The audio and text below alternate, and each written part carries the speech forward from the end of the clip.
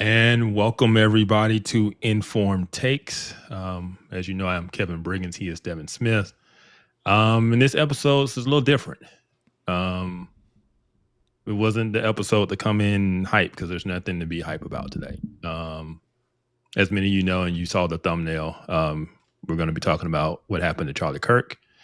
And yeah, we're just going to the first part of the show is going to be a lot of honoring Charlie and his work and what he stood for. And we're going to talk about what happened, but I don't want to spend a whole lot of time on breaking down the details because we don't really know a whole lot. The shooter's still at large. They have put a photo out. So if you haven't seen that, there's a photo. This will be a young white male in his 20s, early 20s probably. He's wearing a baseball cap and shades, so it's kind of hard to tell. But yeah, that's where we are. I can't believe we have to do this show tonight on this topic. And I don't know. I just can't get that. I can't get the video out of my head. Yeah, it was hard, man. It was hard. I avoided watching. I avoided watching the video for probably a while because I didn't know anything was going on until you texted me. Actually, I was at my desk. I was working, and I just happened to get done with getting something out the door, and you texted me, and I just immediately went and started trying to find out what was going on, listening to live streams and all that, and pretty close to the time that the president actually posted that he was dead was when I actually saw a close up shot of him getting shot, and at that moment it was crazy because it was like I finally allowed myself to watch it, and it was like right after I watched that video, President Trump made the announcement that he had passed. Now, I mean, I had been listening to a live stream where they were saying that multiple reports on the ground was that he had passed for about 20 minutes. And that's when I started wanting to see. I was like, well, let me see what the gunshot looked like. And when I saw it, I was like, I don't think this is going. This ain't going the way we want it to go. No. It would have literally been a miracle. Yeah. So I was at work as well, and someone came running to my office and said, Charlie Kirk just got shot and killed. He said the video is everywhere. And I was like, what? So I go to X, and of course, the first thing pops up is the video. And I'm watching it, man. And it's the close-up video. And I'm watching it, like seeing what happened, like how did he get shot, And then when I saw the video, I mean, I almost said a bad word. Because it caught me so off guard, and I jumped. Yeah. And I was like, oh, snap. I realized how bad it was the minute I saw it. And I knew he was gone. That, man. We were praying. We were hoping for a different outcome. I was following someone who had sources close, and they were giving updates. And so, because they were saying, hey, he does have a pulse. It's critical, but pray. And then, like I said, the president dropped the news that he was gone. I'm glad we doing. So we did. I did a live stream for CFBU last night, and that one was a lot harder. My emotions are somewhat lessened today, but it's been 2 days of just really being pissed off because this is so unnecessary. So unnecessary for this to happen to somebody like Charlie Kirk, who spends his time reaching out across the aisle to have dialogue and conversations with people whom he disagree with in a very respectful way. And that's the dude they choose to kill. And I will say this, because it was Charlie Kirk, because it was the moderate guy in the room, Charlie Kirk is a basic Christian conservative. There's nothing extreme about his views. He's all big about family. He's big about Jesus. And he wants to have rational, logical arguments on these college campuses with kids who are caught up in a lot of this left wing ideology. And he just gets them to defend their position, and he defends his, and it's a dialogue back and forth. If that's the dude, if that's the guy you kill, you just basically, I'm not gonna say radicalize people, but they basically let people know how far gone they are. And I know it was one person, and I'm saying they, but this is bigger than just the one person. And you can see that from the celebrations that have been taking place, which we're going to talk about. But if that guy can be deserving of death, then you want to kill all of us. They would want to kill all of us. And those who are cheering would cheer if that happened to us. They have shown that no, we are not united. We are not one people. We are not all Americans. We're not anything. They literally hate us for the most basic Christian beliefs. They hate us. If you kill that guy, you'll kill us. Because we're the same. Right. We hold the same beliefs. And even if we try not to be jerks and have dialogue and treat people right and treat people kindly, at the end of the day, we deserve to die. And it's not one person, because, like I said, we're going to get to the celebrations. It has been ridiculous. Yeah. For someone who was beloved as Charlie Kirk. Even commentators on the left who knew him was like, man, he was a great guy. Like, we didn't agree, but Charlie Kirk was a good dude. Right. For that dude to get murdered the way he got murdered, for doing nothing other than engaging in dialogue, we're gone. It's gone. Like, we have reached a point, as Constantine Kissing, like a line was crossed that we didn't even know existed. We never thought that would happen to somebody like Charlie. Not Charlie. And so, not Charlie. Yeah. And so those are my initial thoughts. It is a representation of where we are in this country. And we're going to talk about where we are and how we got here. And there are some chickens that are going to come home to roost. And there is now a zero tolerance. That's all I can say. We're going to watch a video from Nick Freitas, and he says the words, we can no longer coexist. I've known that. I've even said that to a degree in something I wrote about these competing worldviews. Like, these two worldviews can't coexist together. But now it's gone from pen to real, right? It's gone from me theoretically thinking, okay, no, these two things can't coexist, to actually like, oh, real life, no, we can't coexist because you hate us. And so that's where I am, man. What about you? Yeah, I mean, I've said for a while now that there is a, and we're going to talk about leftist ideology, and I think you've done a good job over the last couple days of explaining when we say that, what we mean. And I not to cut you off, but based on this comment, I need to clarify that, because that was my fault. Someone's not tracking.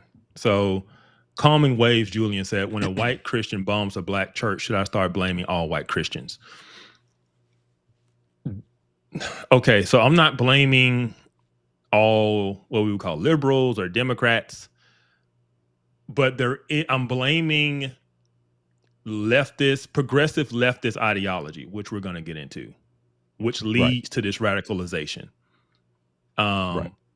And this would be the thing. If there was a white Christian that bombed a black church and all other just a ton of white Christians, even mainstream white Christians, were on social media celebrating it, making TikToks about it, dancing. Yeah, you would probably think there's something majorly wrong with that group. 100%. This isn't just like a one 100%. person isolated thing. Like, no, Yeah. something's wrong. And so Yeah. it's not just that Charlie got killed. It is the celebration. I don't even think we're gonna even play the TMZ video. Right. Oh, the TMZ newsroom, they were live covering this. And when the news broke that he died, you hear this loud cheer in the background. Yeah. And it was the exact same time that President Trump made the announcement. Yeah. And it was before now they're trying. It was before the car chase ended. So they can't. They tried to come up with later on and say, "Oh no, the people in the back were handling some other thing, and it was his car chase." That car chase was still going on when President Trump made his announcement. They were not cheering the end of the car chase. They were cheering the news that he had died. Right. And they erupted with cheer. Yes. This is not just guilty by representation. Like, no, we're saying there's something wrong with this worldview. Yes. There's something wrong with this ideology that would make you wish for the death. So one person carried it out, but everyone else is cheering and happy about it. That is where we're like, we can no longer coexist. This is not about one isolated person and we're making it something bigger than it is. They are celebrating. Yeah. I don't understand. I don't understand how you get there. And we will definitely talk about it. But one of the things that's important to me, I mean, so I didn't know this until literally just now. Leroy just posted this, that his daughter was there. His daughter saw him get shot. his whole family, his wife, his daughter, and his son was there. They were all there. His wife watched him get killed. They'll never erase that from their minds. Them little girls will see that in their minds for the rest of their life. Yeah, man. And y'all gonna cheer? It's just a lack of humanity. That's the issue. And the thing is, it's not about it is not about don't blame all leftists. It is leftism. Yeah. This is the end point of leftism. If you understand the ideology, if you understand the oppressor-oppressed matrix, anyone who is deemed in the oppressor class, any action of violence against them is deemed as a legitimate act of liberation.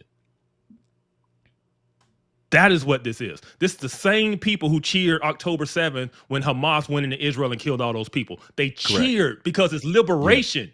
Yes. It's not about an individual leftist or a handful of leftists. This is leftism. It's the ideology, and we can no longer coexist with the ideology.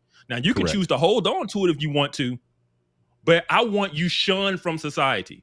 It is no different than if someone was walking around with a swastika on, claiming to be a Nazi. And it's like, well, don't blame all Nazis. No. Right. It's the ideologies that's the problem. And we have tolerated this Marxist crap in our society, in our universities, in our churches, in our businesses, everywhere. This crap is done. We're no longer playing the game. This is no longer, we can just coexist and have this dialogue about no, if you hold to any of these oppressor-oppressed Marxist ideology, I am done with you and I want you out of society. I'm so glad of the number of people who are being fired right now for their callous, heartless responses to this man being assassinated. Forget cancel culture. No, there are things that deserve to be canceled. The left out here canceling people like J.K. Rowling for saying men can't be women. She gets canceled for that. Right. That ain't the kind of stuff we talking about. This man was assassinated in front of 3,000 people for having dialogue in front of his own family, and you got the nerve to cheer and say he deserved it and all this kind of because you disagree with him on some policies? And not a small number of people. A lot of people cheer. No, this is a big problem. And it's the thing. This is what it means. if they cheered for Charlie being killed, they would cheer for all of us being killed. Right. But it's not the other way around. I had a lot of issues with Bernie Sanders and AOC. I'm not a Democratic socialist. I think that's a bad idea. I would never cheer. No. If someone did that unthinkable act to them. No. That's the difference. We're past these are just disagreements. No, these are major. This worldview is sick. And it needs to be called out for what it is. Yeah, I agree. There's no more pretending like we can coexist with this worldview. There's no more pretending. This whole idea that, oh, it's just two different views of society. No, it's not. No, it's not. It's two fundamentally different views of reality. Fundamentally different views of reality. Fundamentally different views of who we are, why we're here, the value of human life. They are willing and celebrate the obliteration of anybody that gets in the way of what they want. And y'all, we're going to show it later on. How many people cheered? There was a guy on site right after Charlie Kirk got shot. Immediately after he got shot, the guy is seen in the camera shot turning around and cheering. Right after Charlie Kirk got shot. Charlie gets shot. Everybody ducks down. This guy ducks down. And once he realized what's happened, he looked back to where the shot came from and pissed his hands up and starts cheering. Everybody else ducked down. This is what we're talking about. Up. Right. This is what we're talking about. Right. This is a whole nother level. The left has been unmasked. The mask has come off, and we now see it for truly what it is. It has lost its humanity. And this is the thing. Yeah. I'm not wishing for anything to happen to them. No. I'm not wishing violence upon them. We not like That's y'all. not what I want. We not like y'all. I'm saying we're done tolerating this as if this is just a simply different point of view. This is more than that. That's right. So that's right. It is more than that. So we're going to talk about this a whole lot more. But we actually want to take a moment to honor Charlie, and we wanted to show some videos that give respect to him. Yeah.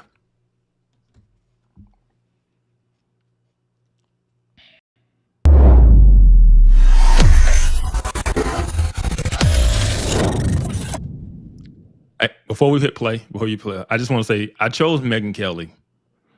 If you don't want to cry, don't watch Megyn Kelly's whole 2-hour thing that she did on it.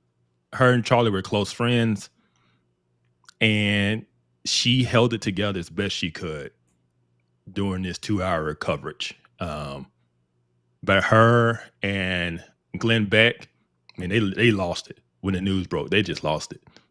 And so, but this is later on the show. She's kind of got most of it out of her system, but she kind of gives a tribute to Charlie. And yeah, I felt it was appropriate to play for us tonight. You know, one of the things I loved about Charlie, in addition to everything else that we've discussed, was that he was more than just somebody who would comment, still getting used to the past tense, on the news and, you know, articulate his viewpoints and my own, for that matter, on so many issues so effectively and compellingly. But he also wasn't afraid to talk about life and relationships and a man and a woman and how to be a good dad, like all those things. He knew that his viewpoints were important, that his opinions on those things mattered to young people listening to him. And he did not waste that opportunity. You know, when he was on, was it 2 weeks ago? It was very recently. I played for him a clip that I had seen of him online that I loved. I loved. He went on this smaller podcast and something about coffee in the morning. I can't remember, but forgive me, those guys. I did say it on the show. And they got into the subject of paying on the first date and who should pay. And we re-queued it up. Here it is. Women want to be taken care of. I know this is like super provocative, but like deep down, they want a man to be able to provide for them financially. Should a man pay on the first date? 100%. Like, what kind of a wuss beta male is splitting the check? But like, who are you? It's like, I'm just sorry. It's I would go into debt and like scrub dishes before a woman paid for it. I split the check quite a lot. So I'm sorry. I don't mean to offend you. You guys are great. That's incomprehensible to me. I think that's... To me, I thought it was a great financial decision. So from your prism, I totally get that. And like, you have really good financial discipline. I'm sorry. Like, I would be so humiliated if I'm more with you. I mean, it's like, I find that to be like the greatest beta male, like humiliation. To save money? To like the idea that a woman that you're trying to court. Now, if it's like a friend thing as a first date, you don't even know if she's like matter. The quality. It does not matter. I'm sorry. By the way, that money you save is not worth the honor that you compromise. It is such a big deal. It's a massive deal. The money you save is not worth the honor that you compromise. What a gem. Grown man. How does he come up with that stuff? It was more than 2 weeks ago. It was August 6th. And at that point, he had just a little over a month left to live when we played that on my show, and we laughed about it together. You know, none of us knows how long we have. You lose friends, you lose family. It happens in slow, gradual ways, and it can happen suddenly and in horrific ways.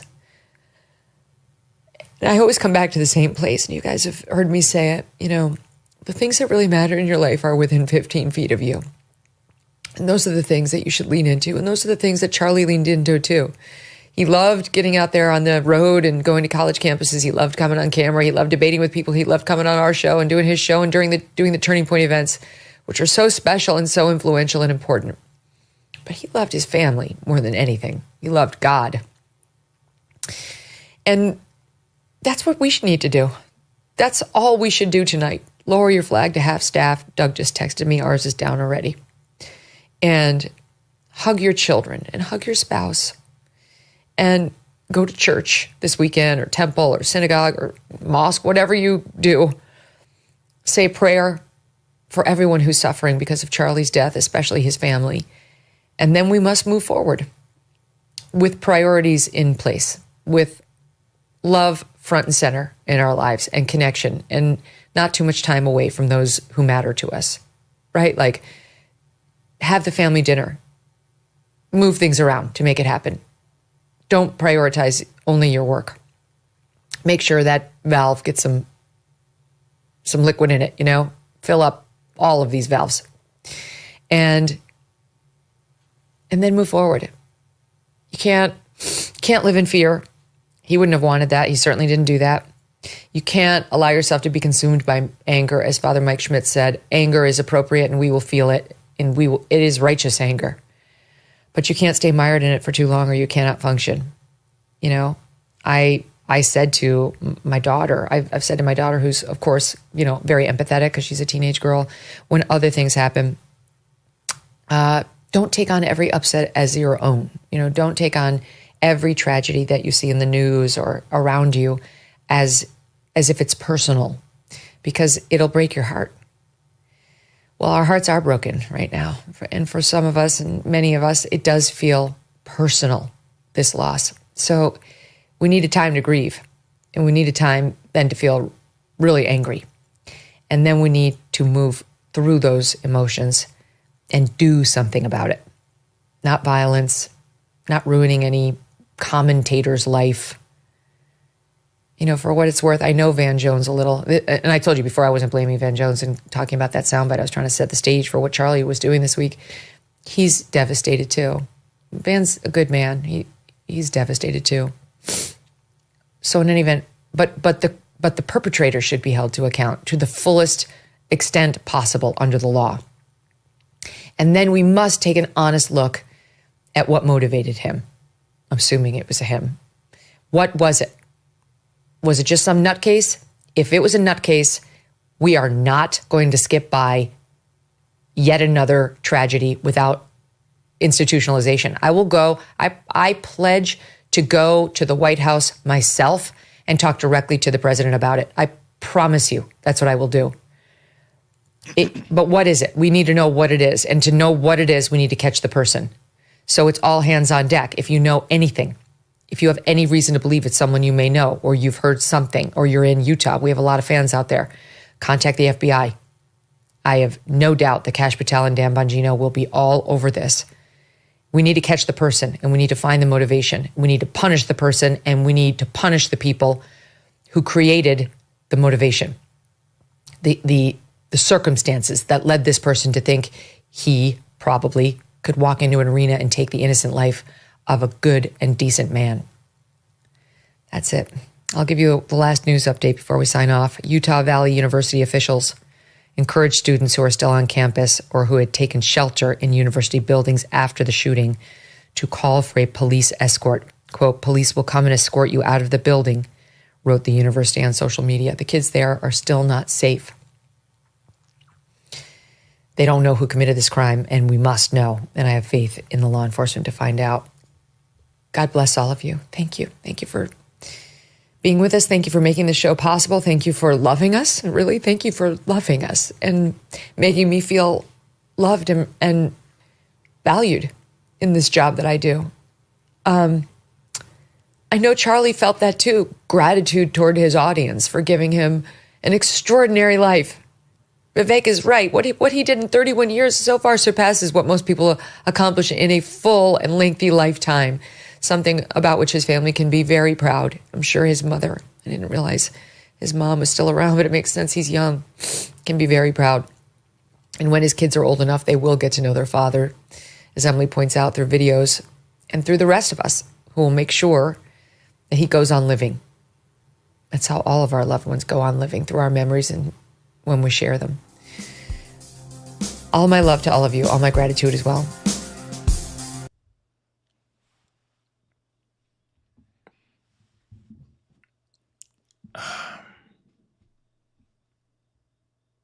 Yeah.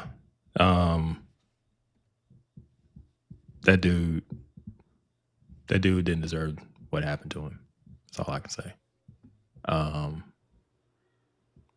And yes, calming ways. We do care more about when someone close to us or someone we know passes away. That's just natural human.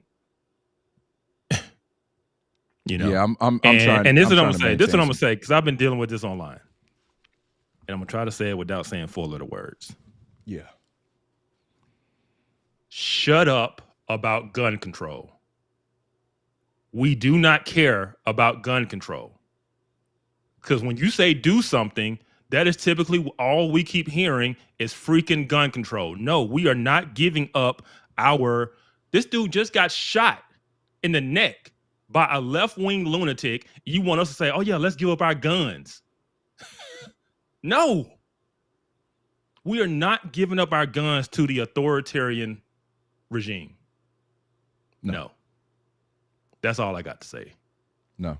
So do something from the left is always gun control. Yes. But this is the thing. We've always been about doing something. It's why one of the reasons we do this show, one of the reasons I do a lot of the work I do, bringing attention to a lot of issues, talking about the things in our society that leads to these types of shootings, talking about the male loneliness epidemic, talking about the mental health stuff. All of these things are about doing something because we have a culture that is jacked up, and it's jacked up for the same people who are saying, give up your guns. They ruined our culture because they thought they could do it better, right? They was like, we got to get rid of this God stuff. We need to go secular, complete secularism. We don't need God anymore. And now we are the most oppressed we've ever been. We are the most godless we've ever been. We are the most lonely we've ever been. We're the most divorced we've ever been. We have the most amount of people on antidepressants there's ever been.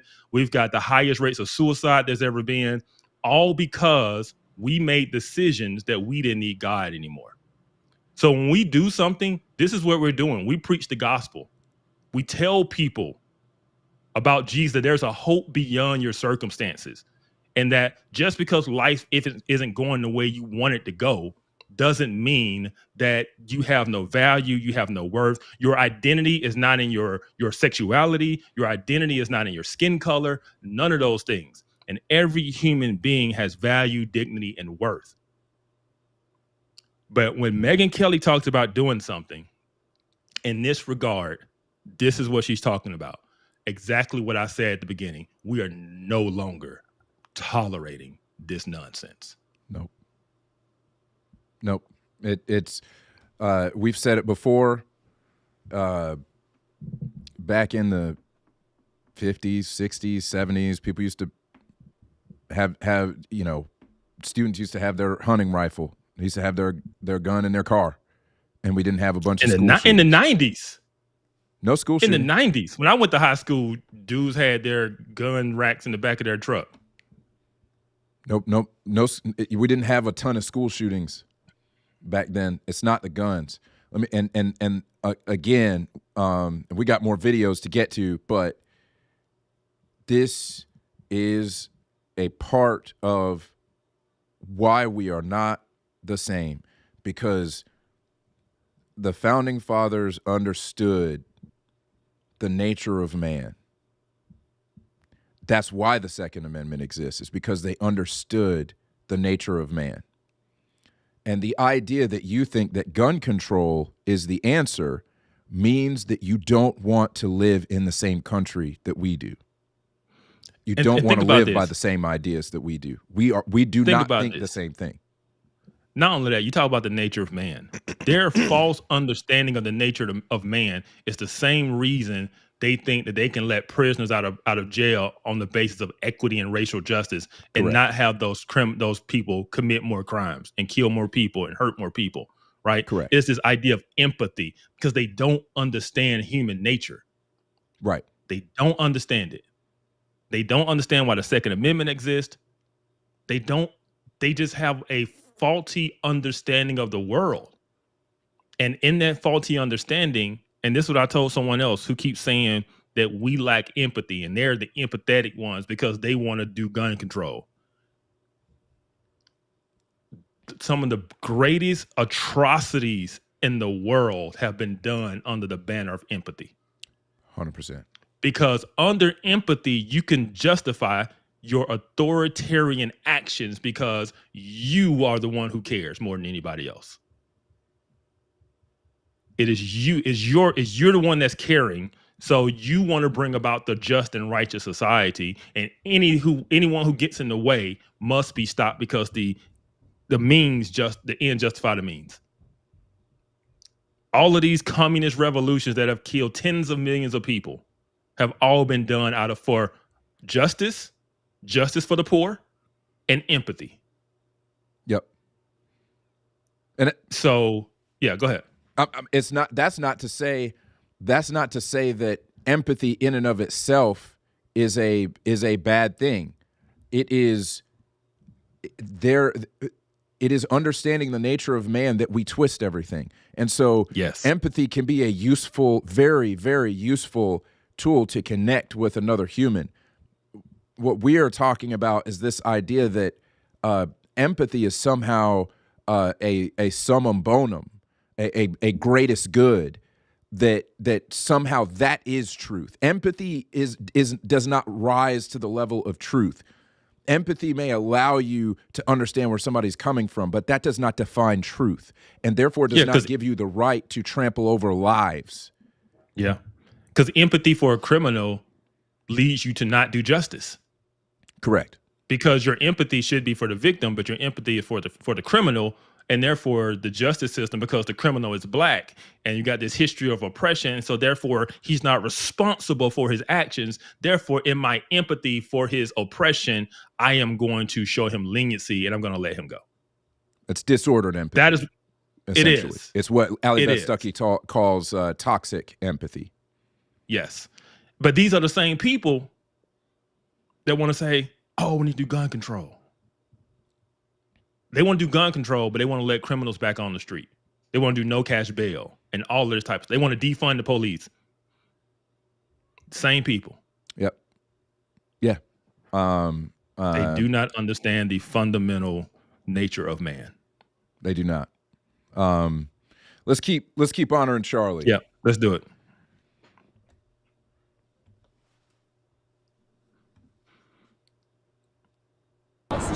I go around universities and have challenging conversations, and because that's what is so important to our country, is to find our disagreements respectfully, because when people stop talking, that's when violence happens. I've never seen someone do this. Well, it's a growing trend because people like me are facing violence, assaults, the left. Yes, the campus Antifa. I've been stormed out of restaurants. I've been assaulted publicly, multiple death threats. Okay, so what's your goal in all this? There's more people that agree with me than some people would actually believe, and they come out of the woodwork when I do stuff like this. We record all of it so that we put on the internet so people can see these ideas collide. When people stop talking, that's when you get violence. That's when civil war happens, because you start to think the other side is so evil and they lose their humanity. I go around universities. Amen. And that's the dude they killed. That's the dude they cheered when he died. That's the dude that was just so horrible he couldn't. The world is a better place now that he's gone. Right. You know? And I know we're going to watch more videos, but I want to talk about the fact that it just came to me. The demonization from the left, where it is their tactic to label any disagreement as demonization. No. Yes. Any disagreement, you are a Nazi, you are a fascist, you are a bigot, you are racist, you are a homophobe, you are a transphobe. Like, any disagreement is labeled with the most vile thing. It's not that, okay, we disagree. No, you have to be labeled with something that is reprehensible because you disagree. And then when they continue to label you as these things, when you call people like Charlie Kirk a Nazi and a fascist and racist, I've heard racist so many times today. But when you constantly label someone like that, and in the media, it's not just like social media, and I'm talking about people with large platforms. When someone takes you seriously, it's your fault. Yes. When same thing when President Trump almost got assassinated. If you keep saying someone's a threat to democracy, what are you expecting people to do? Stop it with the labeling of people you disagree with just so you can tear them down. That is also going to stop. We're going to call people out because that is a dangerous game to play. Just because we disagree, we got to be labeled with some term so you can try to discredit us just so you can win. That has real life consequences. It almost happened to President Trump, and we see it just happen to Charlie Kirk. So, yep, that's right. That's right. That's probably the most important message tonight, is that the you know, for all of the talk of all of the admonition around rhetoric that we hear coming from folks who are who consider themselves on the left, and you see it in the you know, on the news and in the public square. I see some of the most unhinged stuff coming from that side, and you're going to see some of it later. But the fact that you have people on TV, you have politicians who, you know, basically constantly say that people like Charlie and Donald Trump are a threat to democracy. I mean, just it's preached. It's preached all the time that they're a threat to democracy. Well, guess what? People take you seriously. People who are not mentally well take you seriously. The epidemic of mental illness, primarily from people who have no faith. They have no sense of community, and it tends to be people on the left who have a higher degree, a higher frequency of mental illness. Eric Erickson talked about it some yesterday, and we've got to stop pretending that this is a both sides thing. This is not a both sides thing. And I'm glad you said that, because that's what, Common Wave Jr. said, the host of the channel, don't demonize the left. This is no longer where we can just be like centrist and be like, no, well, both sides are just kind of, and we can just, we're beyond that. Yeah. There is a legit problem over here, and we have to be able to talk about it in an honest way. That's what we're trying to do. There is a huge problem on the left, and we have to talk about it. And it's not individual. It is the ideology in which they hold to, where it is this oppressor-oppressed lens of Marxism. Even if they don't know it's Marxism, that's what it is. And they view people's value based on whether or not you are in the oppressor or the oppressed class. And so when it comes to trans people, they are deemed in the oppressed class. Charlie Kirk was deemed an oppressor because he did not agree with trans ideology. Therefore, the trans person or the trans activist killing him is an act of liberation. That is not just an individual thing. That is the ideology itself. And that is what we can no longer say is acceptable, is that ideology. And so that is what we're getting at. I don't care about the individual faces. I don't care about the individual people. This is the ideology can no longer be tolerated. Correct. Just like, so I wrote something on Facebook, but even before Charlie got shot, I wrote this a couple of days ago about how after World War II, we decided that Nazism and fascism was intolerable. There would be no toleration for anybody who wanted to claim they were a Nazi you think somebody would walk around outside with a Nazi t-shirt on and just think that there wouldn't be any like social consequences for that? No. But we don't do it with the Marxists and the socialists. Not only did we not stigmatize it, we let these people in our universities to teach our children. We let these people, in our political system just be like a different political point of view. Right. Right. Like we see college kids with these, Che Guevara t-shirts on. With these Mao t-shirts on. Colin Kaepernick, when he was at the mic, had the nerve to wear a Fidel Castro t-shirt. How in the world did we let this happen? Nobody would walk around with a Hitler t-shirt. So if we don't let fascism and Nazism be promoted and just kind of like, yeah, I'm really into it, why would we allow it with the Marxist socialist stuff? That's right. All I'm arguing. This ideology can no longer be tolerated. And I'm going to treat it just like they're Nazis. Because the ideology is just as dangerous. It killed more people than the Nazis did. Yes, it did. Russia, Cambodia, Venezuela, China, Cuba, all of these revolutions. Italy. And do not think that what we're going through is not a revolution. They tell us it is. Charlie Kirk just got killed for it. What Hamas did on October 7th was a revolution. It was a revolution. And it was celebrated by people who share that ideology as revolution, and they were using all of the Marxist language. It was celebrated as liberation. It's constantly spoke of in those terms. They believe these things. BLM Chicago affiliate celebrated it. Correct. They were out in the street celebrating, not hiding. They were in the street. Yep. In America. And you got university professors celebrating it and talking about how it was a great act of liberation. Yeah.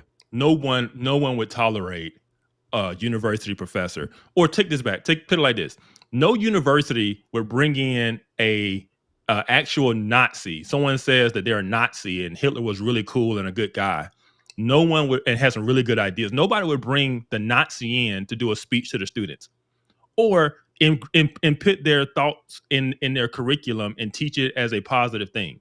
But we do it with the Marxists. We do it with Marx himself, right? And these kids come out with these ideas and this ideology, and it is poison. Right. And it has meant to be poison since the 1930s, when Stalin decided that the way to bring down the West was to inject the ideology into the West, covertly, right? Yep. And so it's just a destructive ideology. And the left, and this is the issue. This is the issue with the left. I have said this before. On the right, we have our religion and we have our politics. And yes, our religion informs our politics as it informs everything else. But it is not our religion. Our politics is not our religion. The left's politics is their religion. Yes. It's one and the same, right? And so their good works to be a good person is aligned with their political values and holding the right political positions, the orthodox positions. Because if you don't hold the right orthodox positions, then you will be shunned. You will be burned at the stake by the progressive crowd. You will be canceled. Michael Gladwell just talked about it. He said the reason he went along with the trans stuff is because he felt bullied and he was afraid to go against it. And he said he cowed to it, even though he knew that men shouldn't be in women's sports. But he went along with it because to not hold to the progressive orthodox ideology is to be burned at the stake, figuratively. Yep. That's right. And and I'll say this. This is, I compare it to 9/11. On 9/11, terrorists from Al-Qaeda flew planes into buildings, right? And everyone was so caught off guard. And everybody was like, what is going on? Then people started hearing about this group called Al-Qaeda, and people started trying to figure out what this was. We started hearing about it. And then people started saying, why do they hate us? And stuff like this. And no one knew in the general public that this group in the early 90s had declared war on us and had been at war with us while we were completely complacent. That's right. The left has been at war with us, and we have been walking around completely complacent, acting like we're friends, acting like everything is fine, thinking we can just get along. Oh, that's just the other side of the aisle. Let's just talk it through, like Charlie was saying. But there is no talking it through. They're at war with us. They are at war with us. And it was our eyes were opened up to it fully on September 10th. It's crazy that we're having this conversation on the 24th anniversary of 9/11. Oh, yeah. You know, so are we saying that everybody on the left side of the aisle is? I don't care about the same people, as these folks. No, I don't care about people. I don't care about individuals. I'm talking about the ideology. Yeah, if you're out here.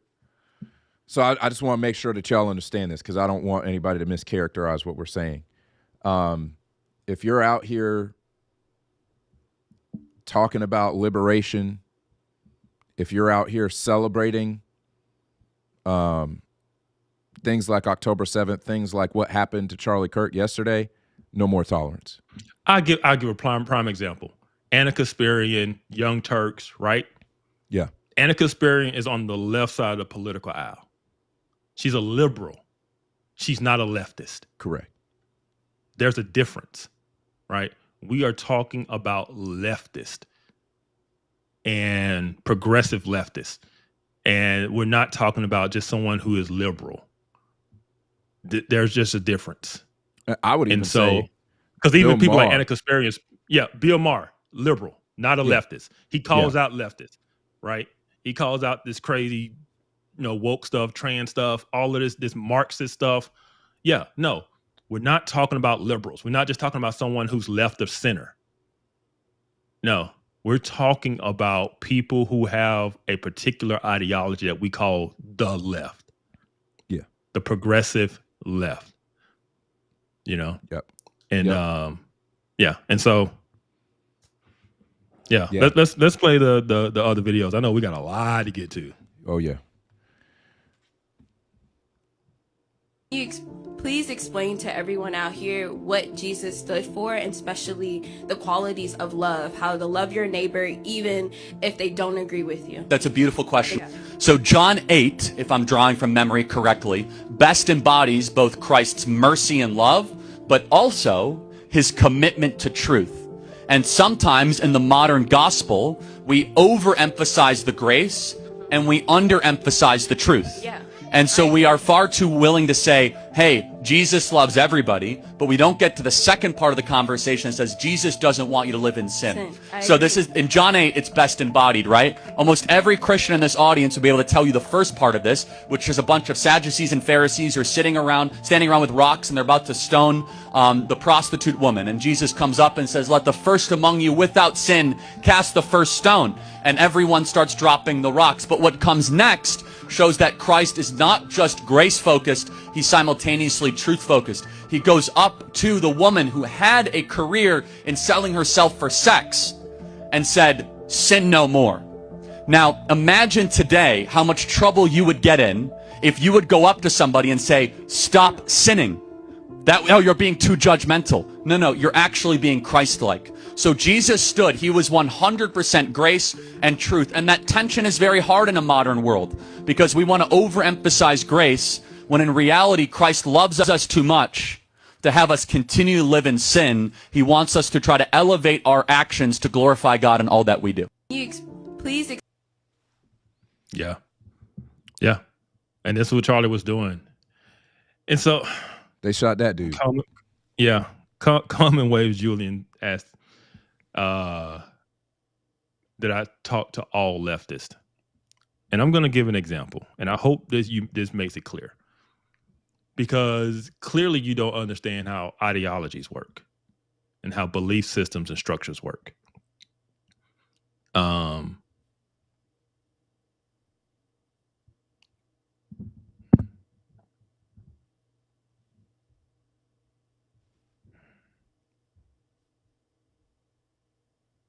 You good? Can you hear me? Hey, Kev, you there?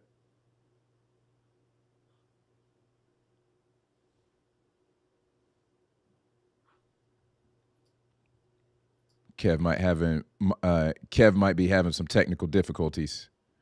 We can still see you if you can hear us. Yeah. Seems like. Okay. Yeah, I'm back. You good? I'm back. All right.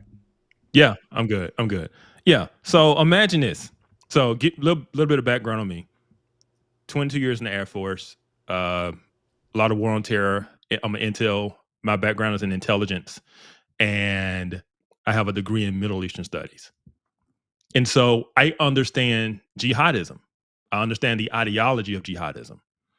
Imagine on 9/11, planes are flown into buildings by jihadists. And I say jihadist ideology can no longer be tolerated. And your response is, did you talk to every jihadist? That's basically what you just said. Did I talk to every leftist? It's not about every leftist. It is about the ideology that led to the actions. It's the ideology that led to the planes flying into the building. It is the ideology that led to somebody climbing on a roof and pulling a trigger and shooting Charlie Kirk. It is the ideology. I don't have to talk to every single leftist to understand the ideology that drove the actions. And I hope that example clarifies it. I hope that makes sense. The reason you don't have to talk to every person, you didn't have to talk to every member of Al Qaeda on 9/11 to say that, man, maybe this Al Qaeda thing isn't a good idea. Right. So, right. And I'll say that another thing that I'm no longer going to have tolerance for is the trying to treat all ideologies like they are the same. Like ideology, period, is the same, and somebody else just has a different ideology. One of the questions we got here, do you two hosts have the same ideology as all Christians? Within the Christian sphere, within Orthodox, like biblical Christianity, we're not that far off from each other. There's a commonality of worldview ideology with all Christians. Right. So do we have theological differences? Yeah. Are any of us going to be cheering about Charlie Kirk getting shot in the neck? No. If Barack Obama got shot in the neck, do you think any of us would be cheering? A biblical Christian? No, absolutely not. Absolutely not. I can tell you, if that person cheers, that's a mark against them. They probably don't have the Spirit of God living on the inside of them if they were to cheer for something like that. They would be in store, and if they did something like that, they would be in store for a spiritual butt whooping straight from the throne.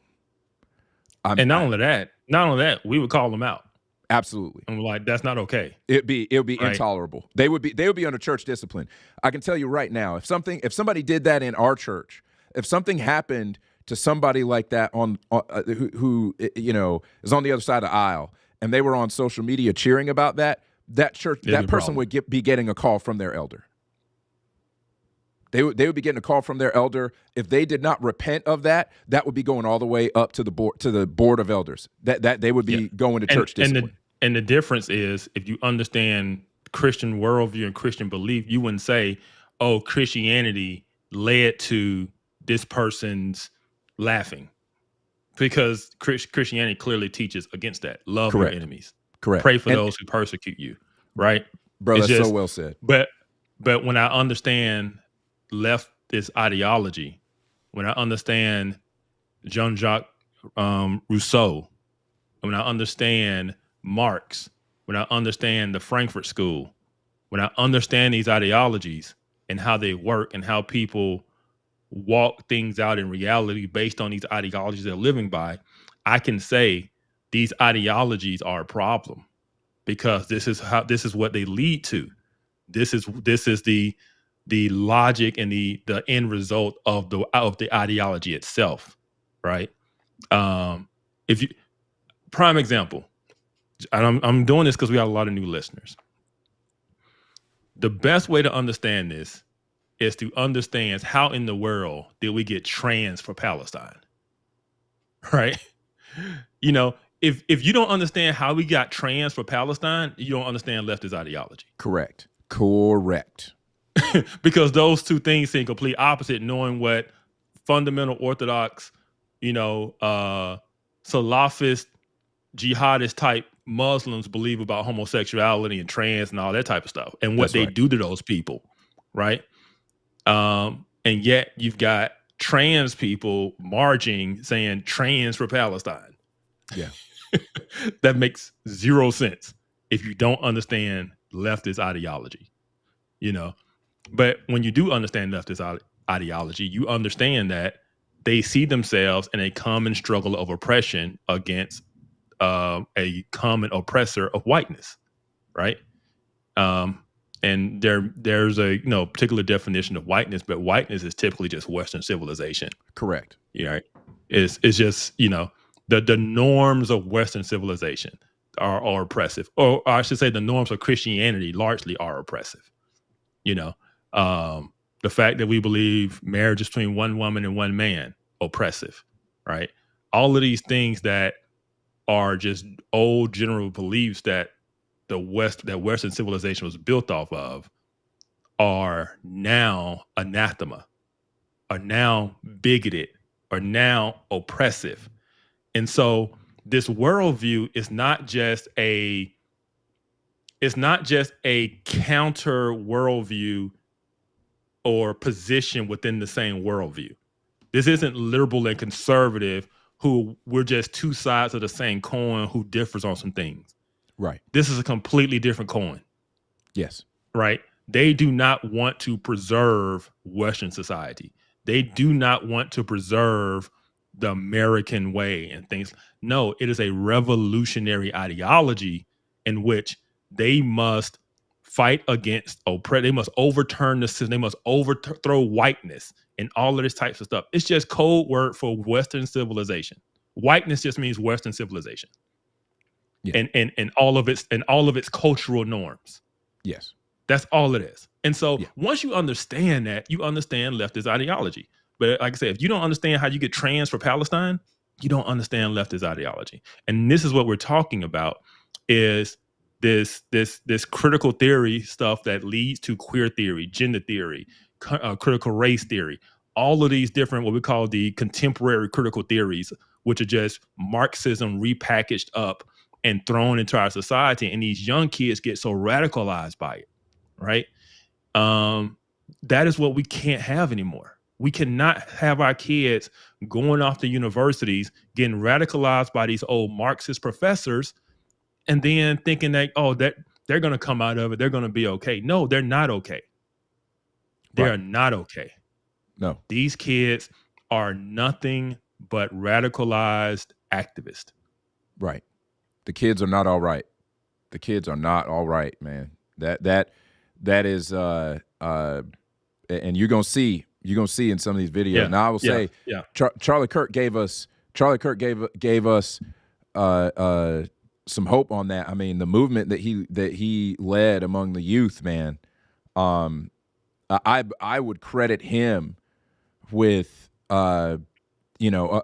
so many Gen Z people becoming conservative, for Christianity becoming so much more popular and prevalent in Gen Z. I mean, that I credit him with being a part of that change. When that lady said, "Why are you doing this?" and he said, "There are a lot of people who agree with me who come out," those people are emboldened to come out because of what Charlie did. Charlie made it okay to say, "I don't believe in this stuff over here." Right. He made it okay to say there's something wrong with this.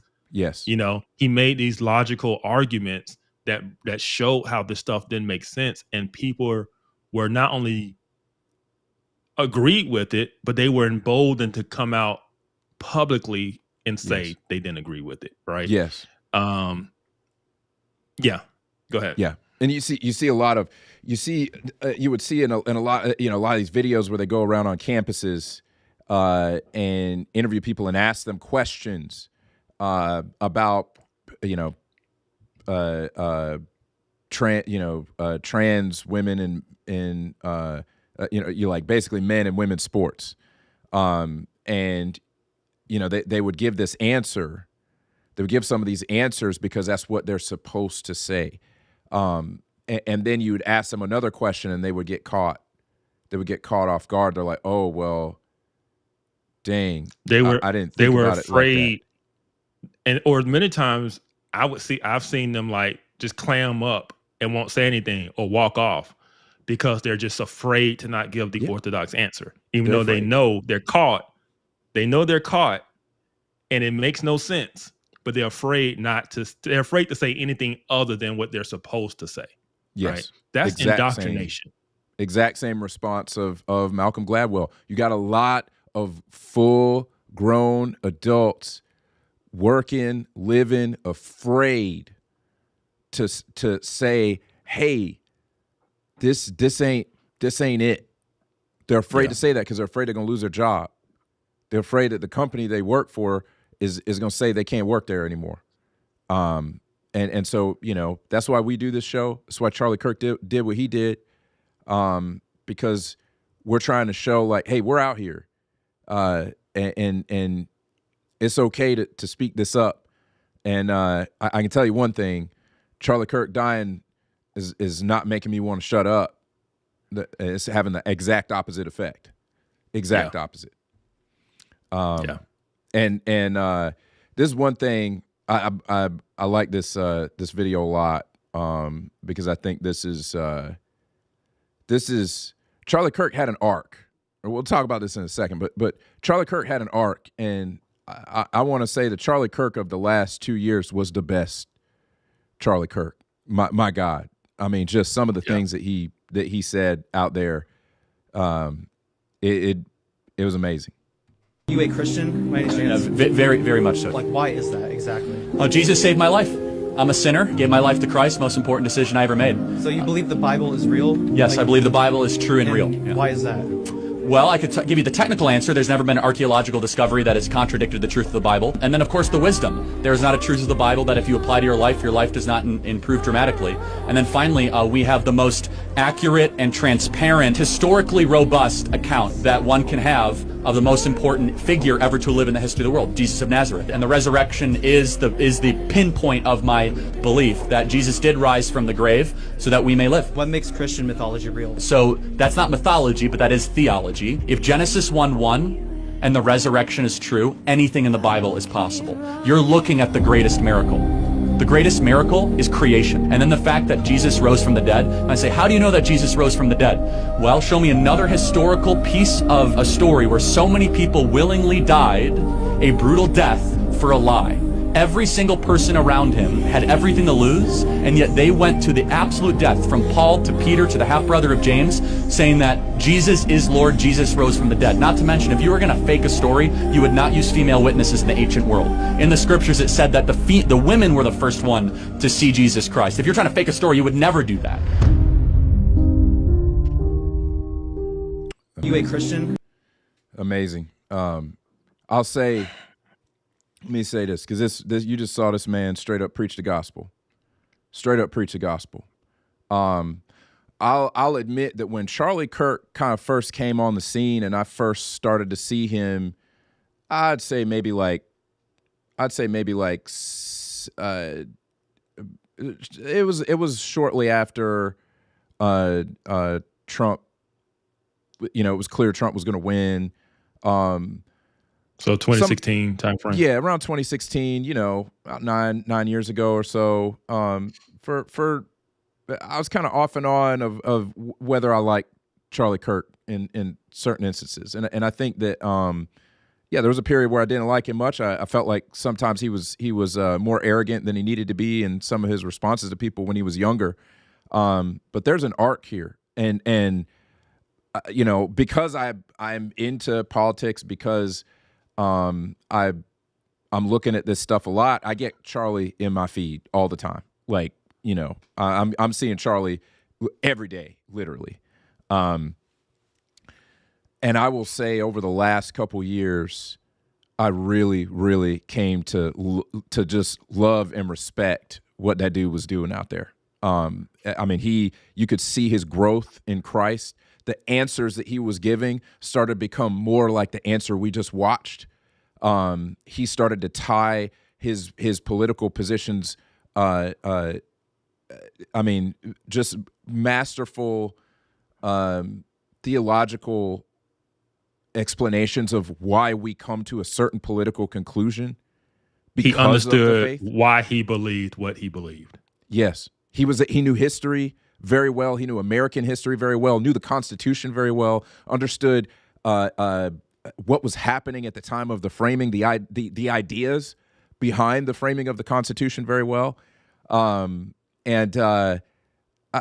why I said that the Charlie Kirk of the last couple years, especially, I think that dude could have been president. I absolutely think Charlie Kirk could have been president. He could, but what was sad? He was 4 years too young to even be president. Yeah.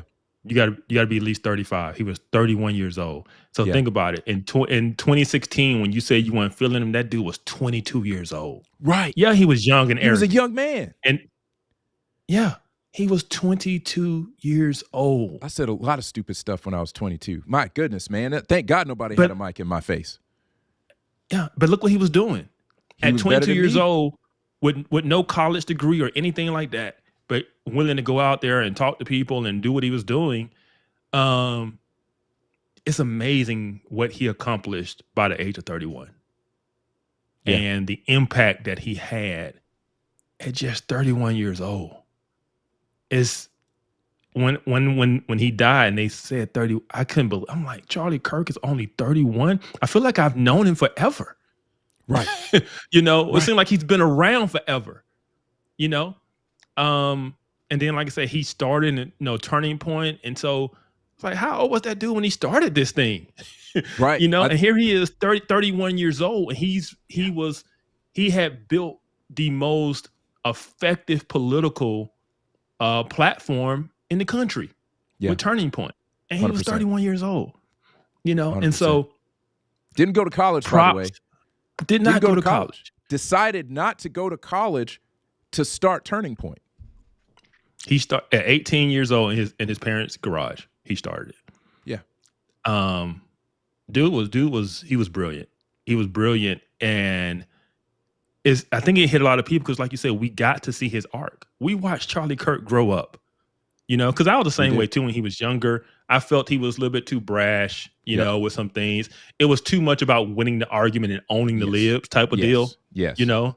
And I was there. When he was 22, I was in own the libs mode. But and even for me being in own the libs mode, I was like, Charlie, I don't know, man. Yeah. But we saw him grow and we saw him mature and we saw him love people who he disagreed with. And he loved them in a way to which when he argued, when he debated with them, he was talking to their heart. He was trying to win their soul. Yes, God, yes. He wasn't just trying to win the argument. And that's what made Charlie appealing to people, especially the young generation, because they saw that, right? It's one thing, I feel like this, young people know when you care about them. And there are a lot of young people who don't feel loved. They feel lost, especially some of these trans kids. Someone told a story, I think it was Megyn Kelly.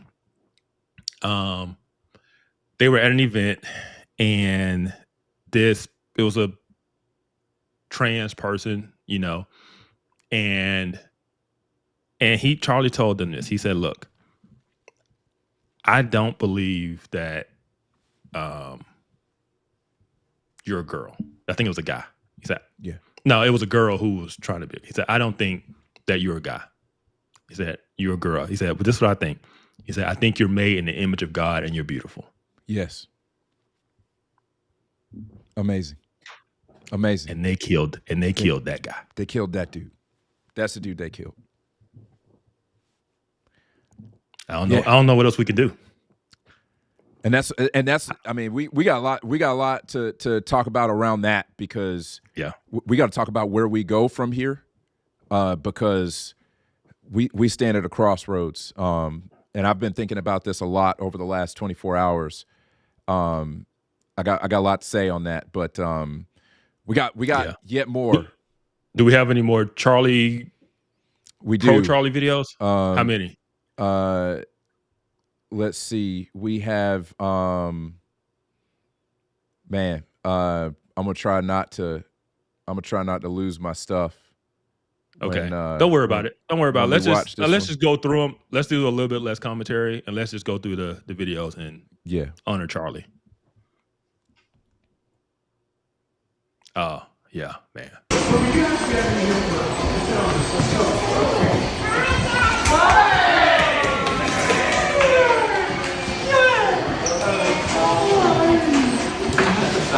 That is the best.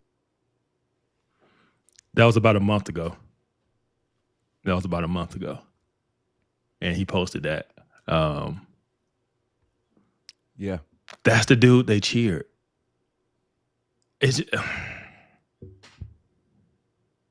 Like I say, when it's a crap person, you can say, okay, I get it. The only thing you can say about Charlie is that you disagree with him. You disagree with him. He never called for violence on anybody. He never called for violence on anybody. And that is the problem here. And I think you said it so well. Well, I'm pulling up this next video because I think it's important for us to show this other lady. We're gonna watch about 2 minutes of that video, but you said very well. Charlie, If they cheering Charlie's death, they would cheer my death or your death because we believe the same things as Charlie. We're Christians. All we're doing is holding true to the Bible, and if that is worthy of death, of being cheered on, yeah, that's why we're saying that this is we've crossed the line. And Julian, he said, unless you want people to hate all leftists. Once again, I'm gonna keep making the analogy. It's like saying, unless you want people to hate all jihadists, unless you want people to hate all Nazis. This is what I'm comparing the ideology to, right? I do want people to hate the ideology, and I want people to realize the ideology is not compatible with Western civilization. Correct. That's it.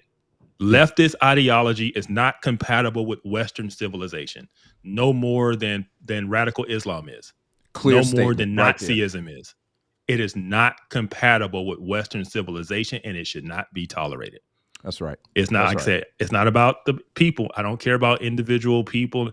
I want people to understand that this ideology should not be tolerated in our society anymore. I agree. That's it. I agree. That's where we at. Very well said. Very clear. All right. Yeah. Play this video. I haven't seen this one. Yeah, this one's good. Coming from a place you would not expect it, because statistically, black women do not like what we're talking about. They do not like Charlie, but y'all look at this lady. Anybody, especially black people, that are saying Charlie Kirk was racist and was not for black people and did not know black people, I am 100% convinced that you have never sat through a full debate of his or watched any of his debates with a sound understanding. Black people are always so quick to want to be the victim of a situation that they can't thrive. And this is one of the things that Charlie Kirk was exposing to black people. We have such a cap on us because we think we're limited because we're black or because we're women and because we think our ancestors, whatever they went through, is still impacting us today. But we are not there anymore. Charlie Kirk wasn't saying that we didn't need or black problems didn't matter. He was saying, hey, you're not a slave anymore, and there are no more laws that are holding you back, saying that you can't do what a white person can do. You should get up and go and try these methods and become somebody. One thing we got to understand is life is hard. And we don't need handouts. Handouts is making people weak and sensitive. That's why this man was just killed over mere opinions. Having an opinion. This man never said nothing racist or hated or hateful towards black people. Nope. I followed this man very closely and watched many of his debates, and I stand in agreement with a lot of the things that he say. And I really, if I disagree with anything, it was so small I can't even think about nothing I disagree with. And I just hate that we are people who are so quick to be controlled by the word racism that just one little clip misrepresenting what somebody said is all we need to throw somebody under the bus. We got to think about this. Who are the kind of people, and not to, this was a white on white crime. And whenever these type of people get involved, that means there is some power being seeped out somewhere to the masses that don't want the power to be with. And this is what he was doing. He was showing a lot of people that are blind and programmed by the system to wake up and get out the matrix. And this was the problem. Telling black people you don't need government assistance because you can be somebody is not racist. Telling us that government assistance has hindered us because before we were on government assistance, we were a more successful people is not racist by reading and understanding the facts. Ever since we started getting subsidized by the government, we have been controlled by the government, and not in only what we can do, but how we think. And this is a person who challenges you to think for yourself.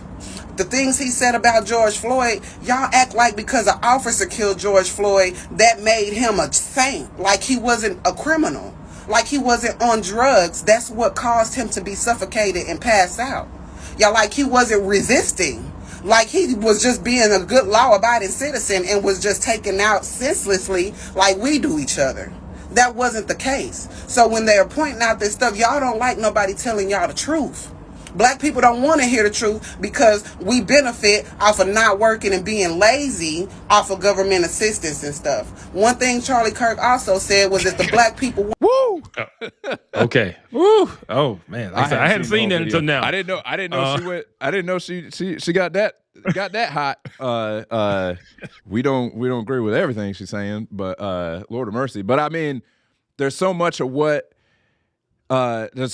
she's saying. There's facts. I mean, 95% of what she just said there was straight facts.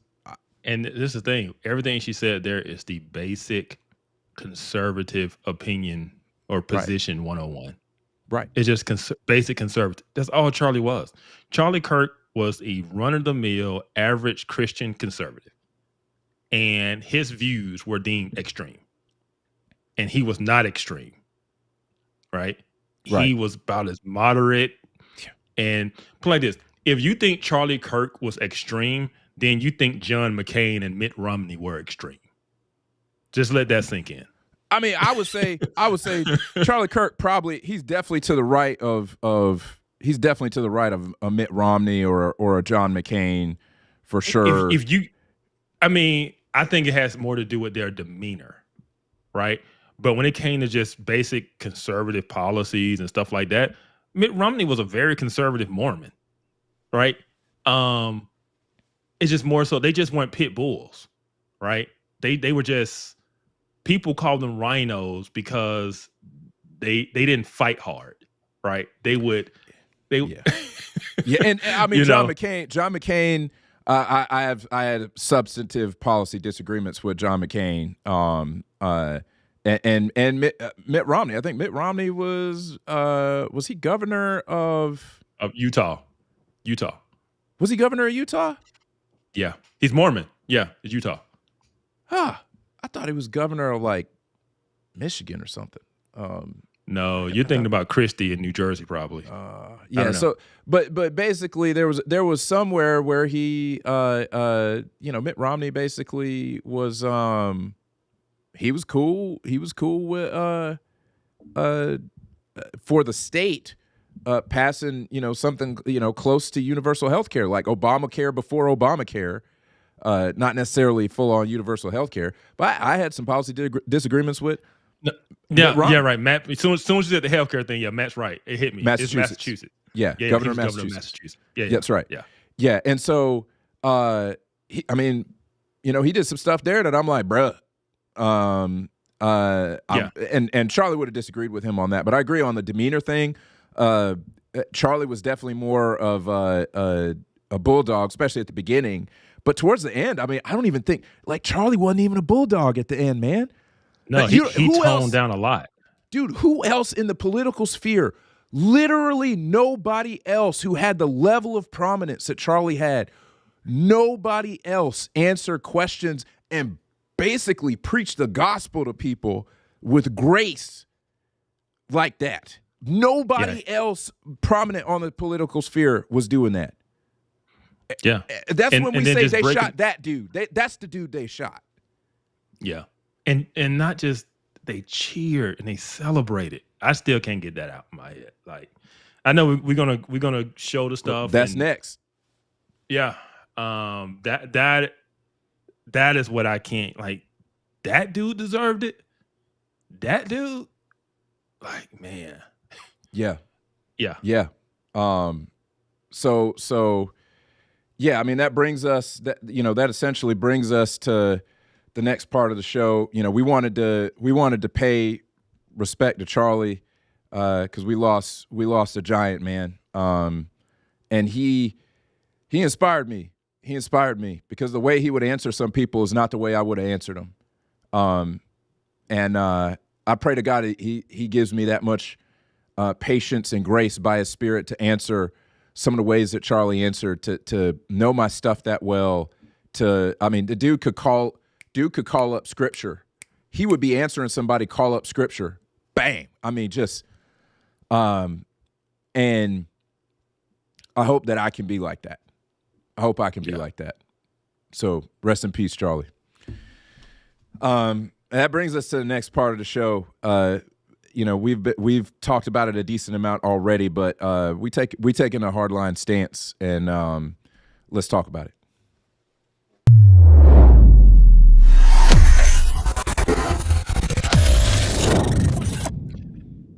Yeah, Julian, you're wrong. Why would someone celebrate Breonna Taylor? Nobody knew her. That was just a news story. Why would someone celebrate Breonna Taylor being killed? Nobody celebrated Breonna Taylor being killed. Nobody's celebrating that. Come on, man. Come on. Need a better example, man. Better example. Yeah. Man, I feel like I should stop giving that guy airtime. But Charlie would give him airtime. You know what? Charlie would have given him airtime. He would have given them very specific airtime. Then he would have cut his airtime off and let somebody else talk. I saw Charlie give some people airtime, and it's like, oh, all right, that's cool. You got to talk. I'm gonna talk now. But yeah, I like your subtitle. I didn't know you were gonna do that. I'm glad you did that. Yeah. I thought it was important for us to say we are not like leftists. We are not going to come out here and say that everybody who don't agree with us is evil and a threat to democracy and a Nazi, etc. Like, that's not what we're saying. We're not saying that everybody who disagrees with us is a Nazi. What we are saying is that the people who say those things, they are projecting because they are the ones who are cheering. They are the ones who are happy that Charlie Kirk died, that he was murdered in cold blood, in broad daylight, assassinated.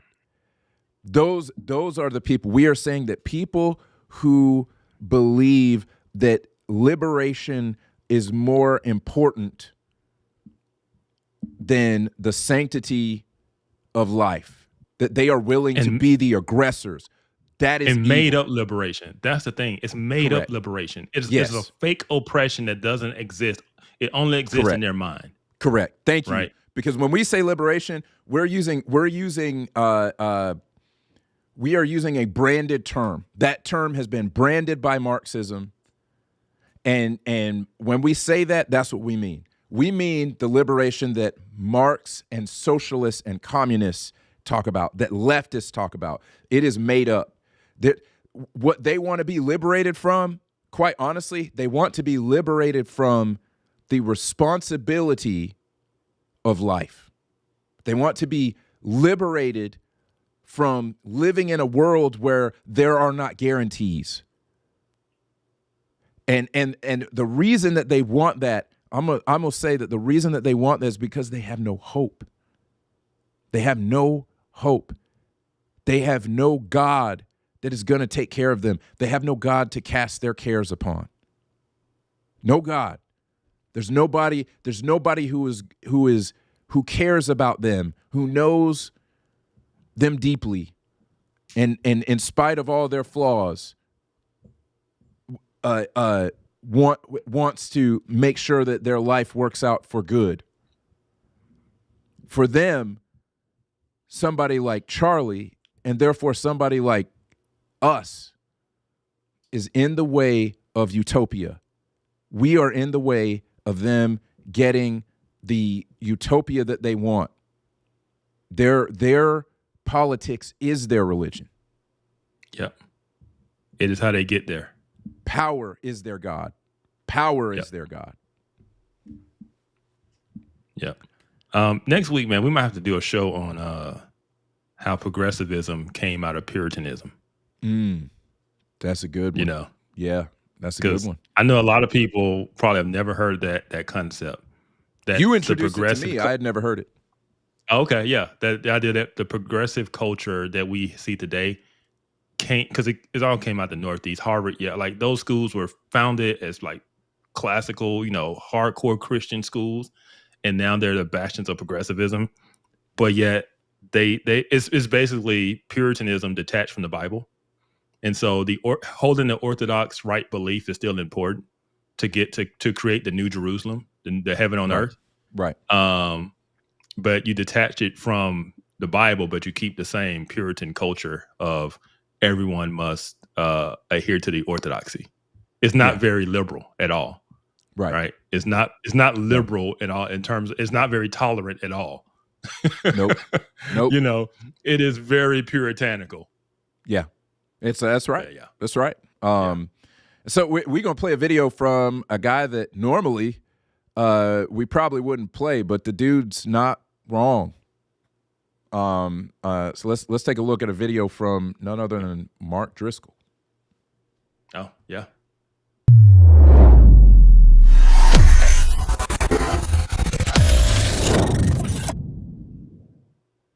We were told that we should have no borders and everyone should be welcome in our country. We were told that we should pay for whatever they wanted. We were told that people with mental health should have the freedom to live on the streets and take drugs and commit crimes and do whatever they want.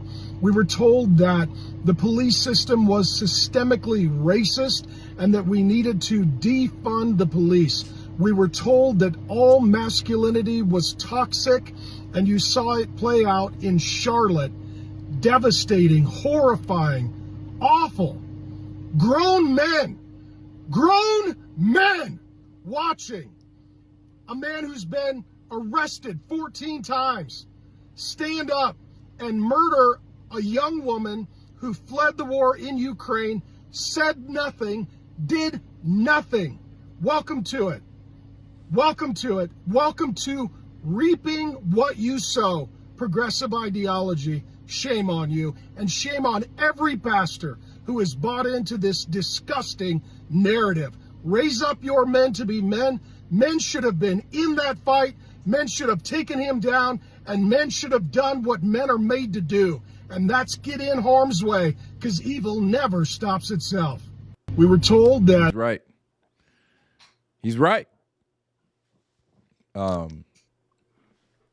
Straight up. But when you have a society of weak, passive men, then they don't get in the way of evil. Right. And I can tell you right now is a moment where we desperately need men to be men. I mean, when a guy like Charlie Kirk is getting shot, when you got people getting stabbed on subway trains or on the light rail. I used to live in Charlotte. I rode on that train. I've been on that train. Yeah. The very train she was stabbed on, I've been on that train. Yeah. And so no, he's talking about, hey, progressive ideology led to this. It did. Their ideas have led to this. Like we talk about the empathy with treating prisoners, the empathy of mental health, the institutionalization of mental health is something we have to talk about. Yes. We're going to have to talk about the idea that we closed down our, what we call insane asylums, right? Our mental institutions, because we want to do community-based mental health. And we put these people in communities and said that they could be treated within society. And now we have not only violent crime is out of control since we did that in the 70s, but the homeless crisis has gotten out of hand. People keep saying, how do we end homelessness? We need to build houses. It's like, you got to get these mentally ill people off the streets. Yes. You know? And they keep, and by taking them out of these institutions and putting them on the streets, now the justice system now has to deal with these people. Right. And so the justice system is sentencing them for whatever crime it is that they committed, because it's used some type of violent assault or, second degree, whatever. They serve that little time and then they back on the street to do something else again. Like it's just a cycle, and they just keep releasing them back out to the streets. This man was arrested 14 times before he finally stabbed this girl. 14 times. His mother wanted him arrested and off the streets because his mom knew that he wasn't right. Right. But there's nothing we can do. There's nothing we can do because we've created this system based on progressive ideology and this idea of everything is about empathy. Right. Yes. And love. It is an ideology that these are the results. And that's not love. That's the other thing that we need to get to, because they can't account for love. If you don't believe in the God of the Bible, you cannot account for love. What is love? You try to make up the definition at that point, because what we're talking about, what the things that are happening here are not that empathy is not real love, because you don't love that person. Letting that dude out of that jail cell was not love. It's like you have a family member who is heavily obese, they're bedridden, and you're bringing them food constantly because you love them. Right. Is that really love? Right. Right. No, that's not what love would do. It's not right? love. And so that's kind of what we see progressivism doing in terms of the way they view empathy and love. It actually ends up hurting. Yes. All right. And so so that's what Driscoll was getting at. But yeah, let's move on to these next videos, man, because this is where it really gets bad. Yeah, it goes south pretty fast here. Brace yourself.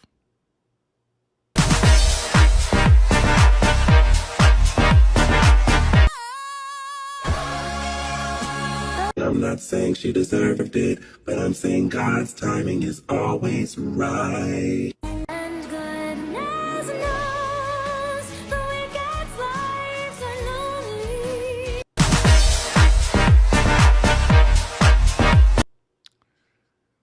Yeah, that's just one of the compilations that I've seen. Just one. I can't imagine what goes through someone's mind to say, not only, okay, let's say they were somewhat ecstatic or happy about it.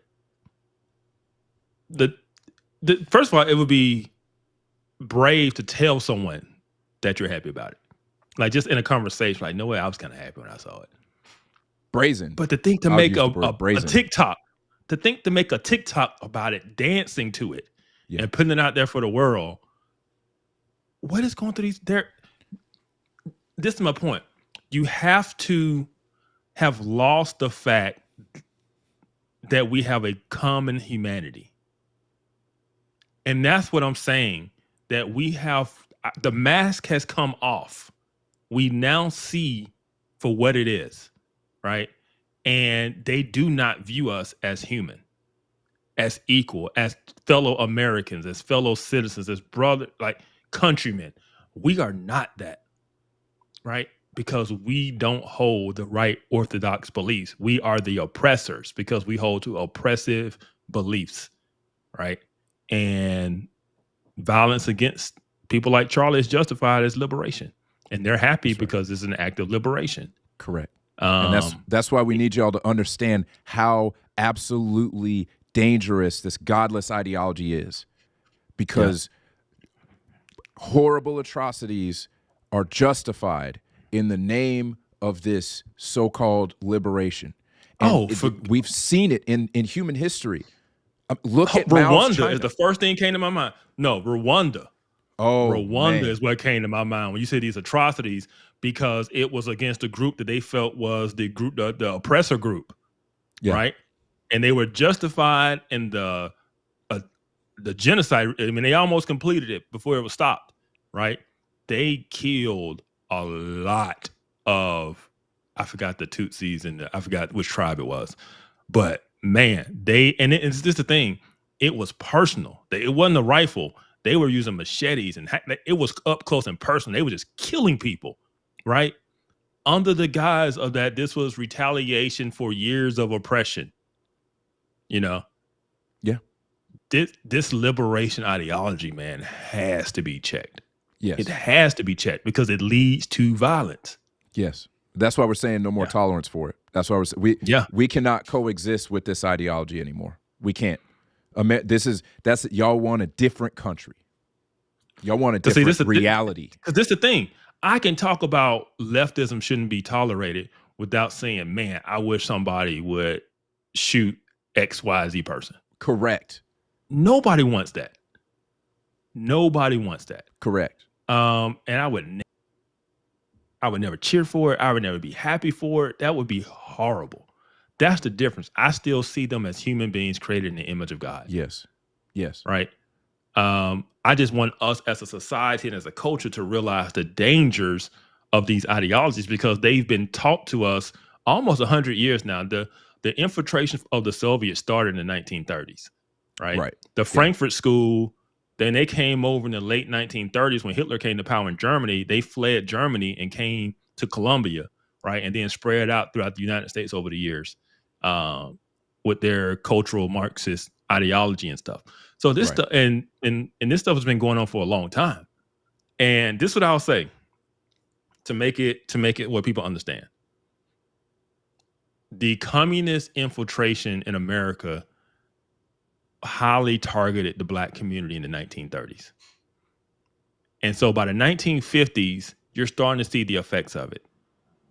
By the 1960s, late 50s, early 60s, of course, you get the civil rights movement, which was largely a movement driven by Marxist leadership and advisors. We'll say that. Yeah. You see this decline of the Black community that started in the 50s. In the 60s, it was declared a national emergency, a national crisis that the Black community's out of wedlock birth rate had got to 25%. By 1985, it was near 75%, and it's been over 70% ever since. The issues and the pathologies that we see and the destructiveness we see within the Black community is largely due to the same ideology that progressive leftist ideology holds, right? This liberation ideology. And so if you want America to look like the state of the current Black community, keep going down this road. Look at out of wedlock birth rates across the country now. Look at divorce rates across the country. Look at the lack of marriages that are even happening now across the country. Right? Look how many people are on anxiety pills and depressed and think they're oppressed.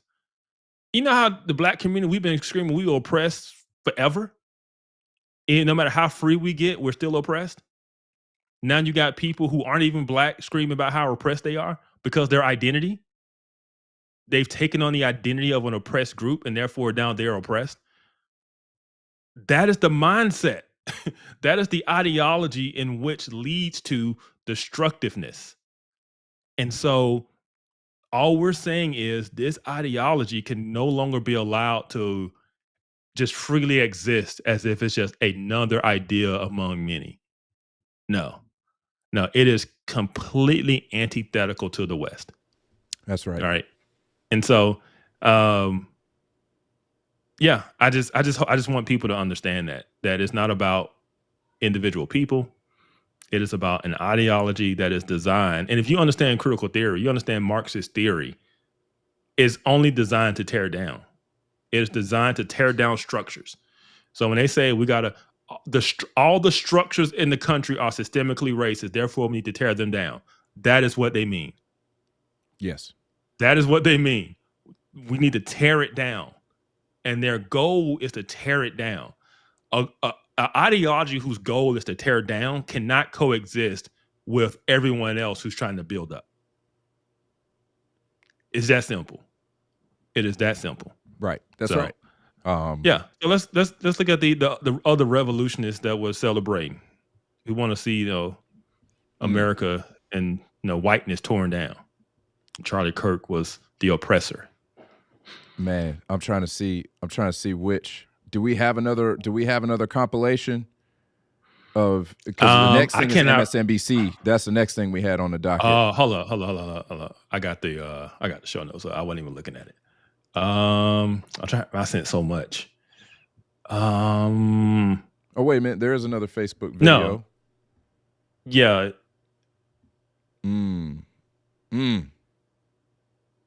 Yeah, we got I added the one with the guy celebrating. We got the blue sky people. That one, the blue sky people, I actually took. I think I've got that one up on Twitter. I definitely have that one up on Twitter. 1 second while I check. Yeah, I think actually, the next thing on the docket is MSNBC. Actually, that's the next one. I mean, we can do MSNBC if that's next up, man. We can just move through it. Yeah, because I can't believe these things were said. But let's take a look at MSNBC. Lord of mercy. Yeah.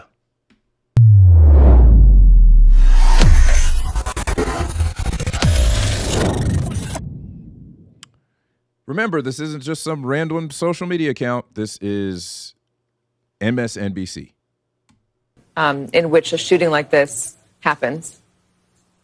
Yeah, and again, I emphasize what you just emphasized. We don't know any of the full details of this. That we don't know if this was a supporter shooting their gun off in celebration, or so we have no idea about. In which a shooting like this. Oh, but wait, there's more. Yeah, there's more. Yeah. Following up what was just said, he's been one of the most divisive, especially divisive younger figures in this, who is constantly sort of pushing this sort of hate speech or sort of aimed at certain groups. And I always go back to hateful thoughts lead to hateful words, which then lead to hateful actions. Yeah. He got fired, by the way. Thank goodness. He was fired. Yeah. Hateful. And this we're talking, that's another thing I didn't bring up, the whole hate speech thing. Yeah. Hate speech is disagreement. Hate speech is having a different point of view. Hate speech is saying there's no such thing as a trans woman.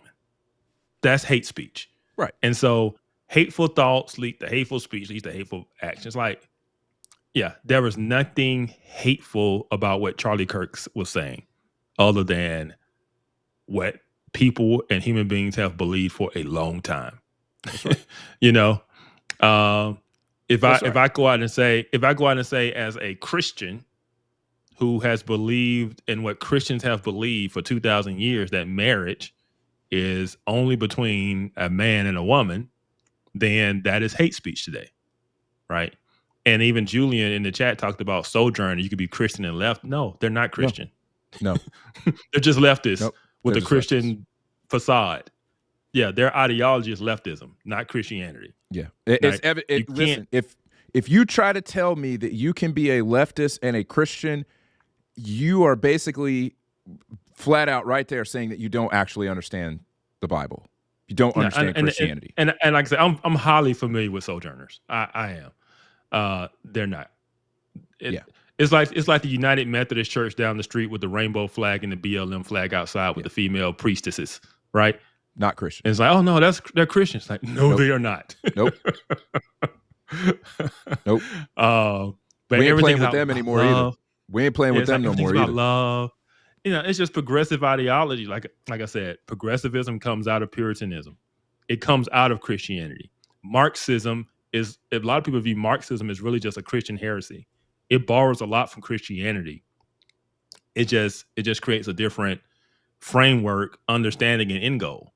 But that's why it's so tempting. A lot of the words like justice, the oppressed, all that kind of stuff comes out of Christianity. And that's why it's so tempting to grab onto.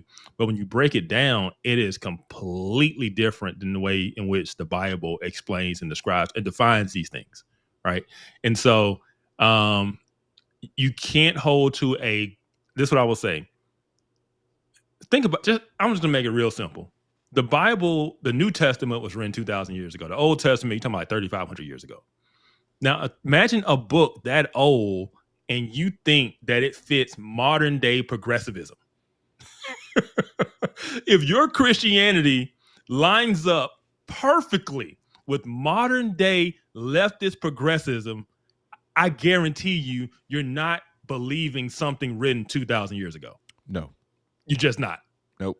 So that's the simplest way I can put it. No, you cannot be a modern day leftist progressive and still hold to a biblical Christianity. The two don't go together. Yeah. And which is why Charlie Kirk is deemed as the bad guy. He's the enemy because he holds to a traditional, conservative, biblical, orthodox Christianity. Yes. That is now deemed by the progressive left as oppressive. Correct. Right. Correct. Southern Poverty Law Center, we're talking to you.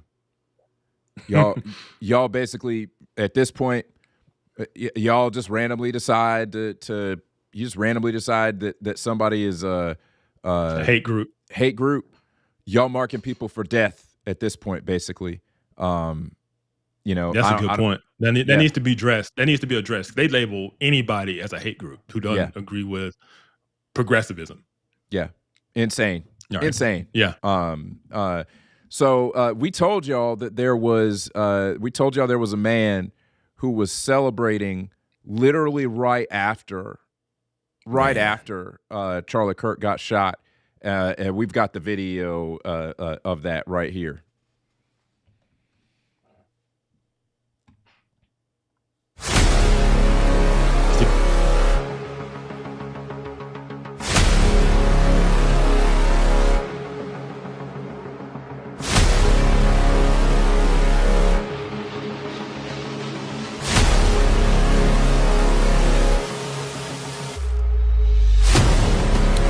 Guy in the black shirt. He is celebrating. He literally just saw Charlie Kirk get shot, and he is celebrating. I mean, that's evil. That's evil. Straight up evil right there. Yeah. That's demonic right there, man. I don't he was there. He's celebrating right after he witnessed a man get shot. That is, you are so far gone. If you can celebrate that, you are so far gone.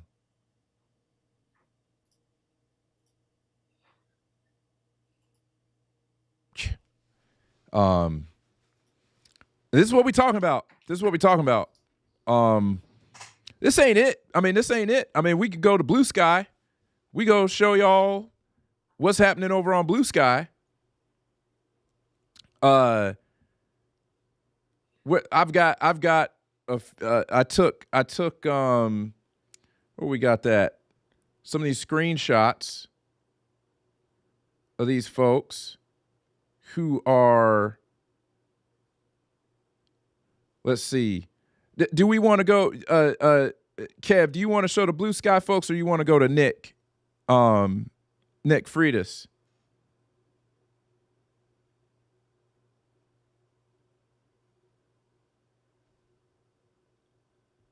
Oh, we might have lost Kev there. All good. So I am going to show us some of Nick Freitas talking on this issue.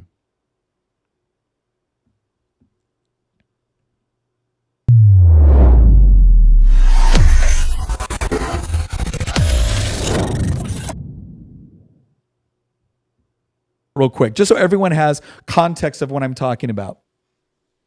So I'll read this off.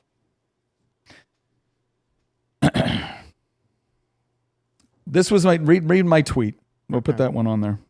So I'll tell you what the Speaker of the Virginia House of Delegates responded to. So this is what I said yesterday. And I waited on this because I prayed on it, and I was like, no, I believe this is true. So this is what I said.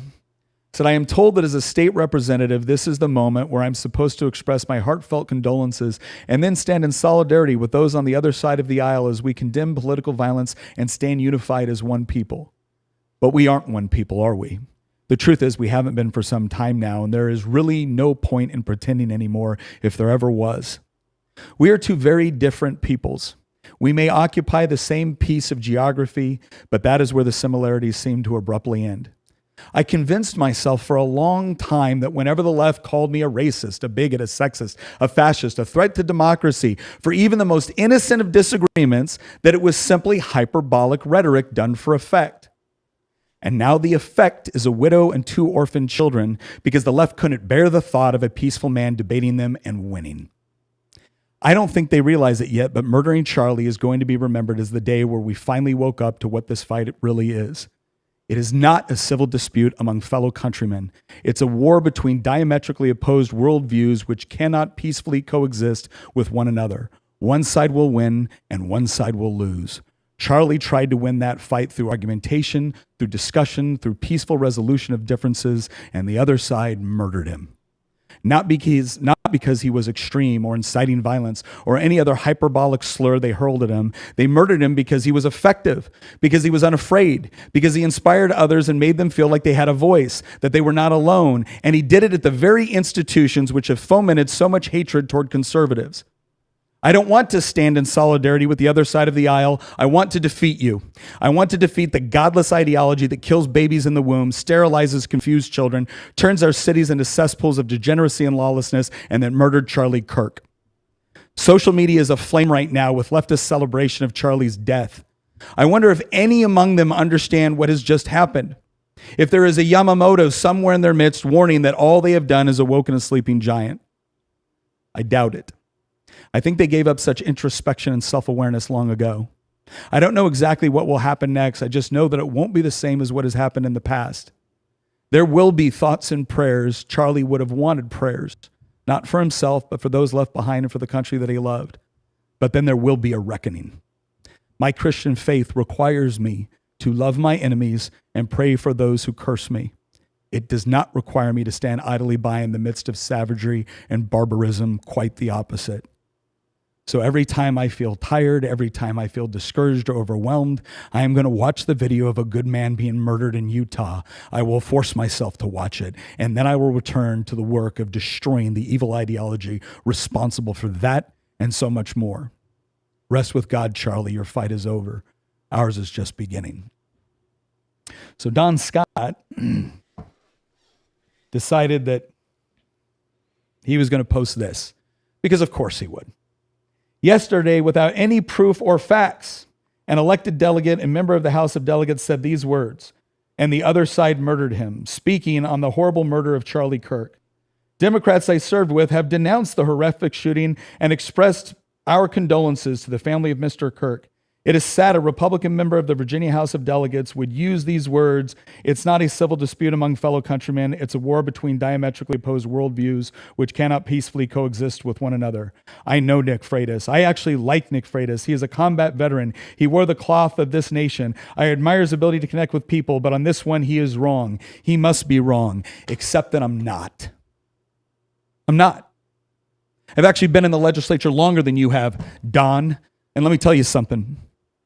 I sat there and I remembered how it used to be. I remember when you used to be able to sit down and disagree with one another civilly. And yeah, there was still some outlandish comments that were made predominantly by your side of the aisle, but we were able to have those conversations. We were able to sit down in our offices and talk to each other as human beings. And then you know what happened, Don? You know what happened, Mr. Speaker? One day you guys got put in charge.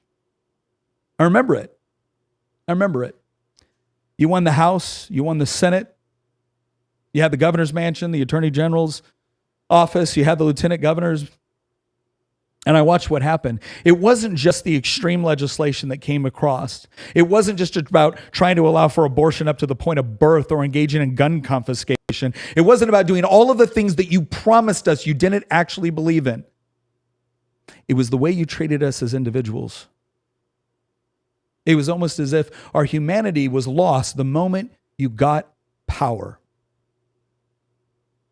Because after all, there's no reason to be nice to us anymore. You controlled the House. You controlled the committees. You controlled the governor's pen. I have watched as the Democratic Party has fully embraced the oppressor-oppressed dynamic, the critical theory view of the world, the view of the world that says that you can bifurcate all of society into those that are evil by virtue of their position, by their race, by their sex, and those who are the victims. And whatever the victims have to do in order to achieve liberation, whatever they have to do to achieve decolonization, or whatever buzzword you're using right now, ultimately becomes justified. And then what do you do when somebody calls it out for what it is? You decide to spend more time and effort condemning my response, which didn't advocate for violence. I didn't murder someone. But once again, the real victims are always you guys, right? I have to tell you, I spent a fair amount of my life trying to come up with what I thought were good, comprehensive, coherent arguments. I remember spending time listening to the other side of the aisle express what they believed, reading through their arguments, listening to their arguments, engaging with their arguments. I remember believing that all I have to do is I have to understand their perspective and where they're coming from, and then try to be able to make the sort of points that will illustrate that we are both Americans, we're Virginians. We want all of our constituents to be happy, healthy, prosperous, and free. We just disagree on the way to get there. And if I could find that common humanity and I could find that common problem that we were trying to solve, well, then we could come together and solve it. I've said so as many times on the House of Delegates floor when I was being accused of the most vile of intentions without evidence or cause. And so I came to a conclusion, Mr. Speaker. I was wrong. We don't all want the same things. We don't all want our constituents to be happy, healthy, prosperous, and free. Or to the extent that we do, we have such diametrically opposed views on how that's going to happen that they cannot peacefully coexist. You tell me, Mr. Speaker, what world do we live in when your party is not killing babies up to the point of birth? You tell me, Mr. Speaker, what world do we live in where you are not handing chemical castration medicine over to gender-confused 10-year-olds? You tell me, Mr. Speaker, what world do we live in when you are not going to, every chance you get, try to disarm me and anybody that thinks like me? When? If you can answer that, I will entertain the idea that there is the possibility of these two worldviews peacefully coexisting. If you are actually willing to engage in a political philosophy which says, I will live and let live. But you're not. Every time you get power, you wield it. You wield it against the people that you see as your political enemies, and you tell all your constituents that we are evil, that we are fascist, that we are threats to their very civilization and existence. And then when they act on that, when they believe you, you act shocked. I will give you this much credit, Mr. Speaker. You are an intelligent man, and you are a cunning man, and I don't buy it anymore. For all the talk about the right inciting violence, Mr. Speaker, we're not murdering you. We're not murdering your speakers. We would stand by and universally condemn, prosecute, and imprison somebody that would do something like that. Whereas you would fight for opportunities to let them out early. You've already done it, right, Mr. Speaker? No. No, Mr. Speaker, this wasn't done to you and me observing what has taken place is not devoid of facts or evidence, I assure you.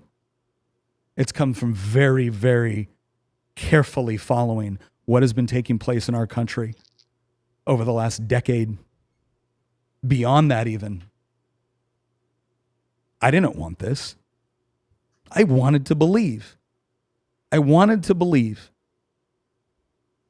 that we were all, at our foundation, Americans. But we don't share the same worldview in the least bit. And to the extent we do, you seem completely unwilling to stop the elements of your party, the elements of your movement, the elements of your ideology from doing the most extreme and vile things. And so what am I supposed to do?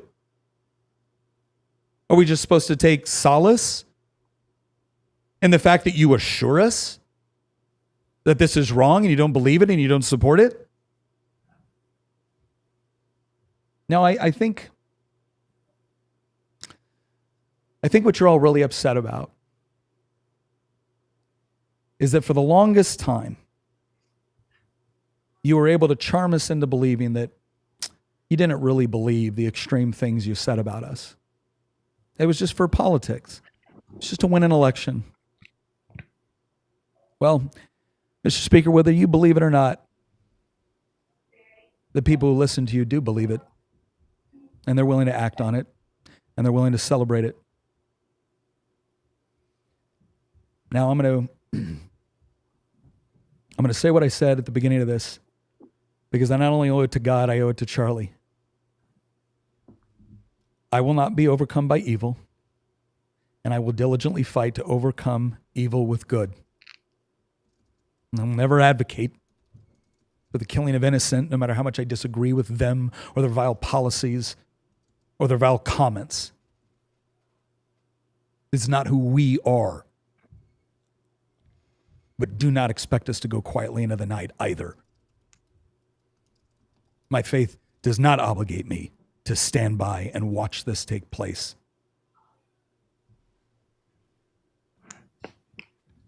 Facts. Yeah. I mean, he just basically, that's 100% where I am. It is, we used to say, well, it's just political rhetoric. They don't mean they're trying to win an election and this. No, they mean it. You have shown us that you believe the things you say about us. Not just through the death of Charlie, but through the reaction that has come out of it. You all believe it. That's what hurts. That's what's like, oh, okay. Yeah. Okay. That's right. That's right.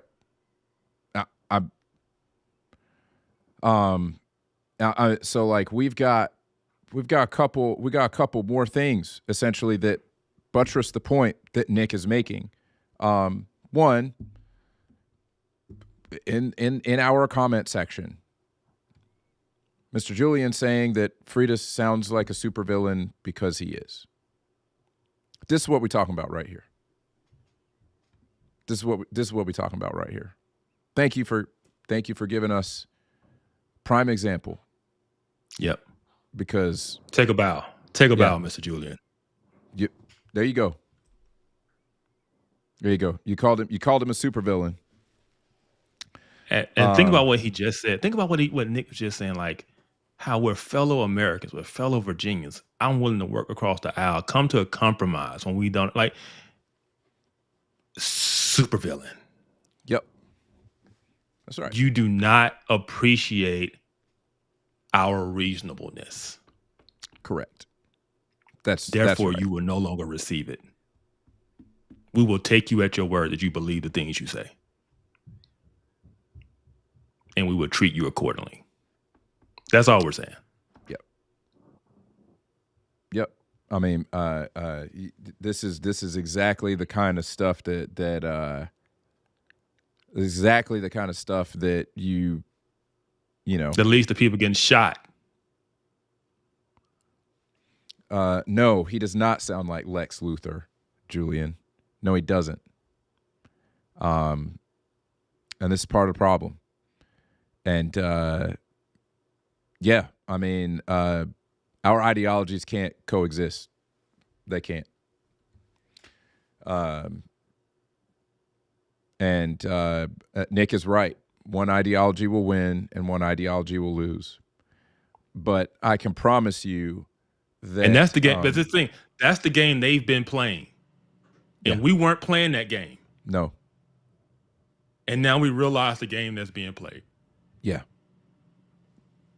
And so now, yes, the goal is to defeat your ideology. Yep.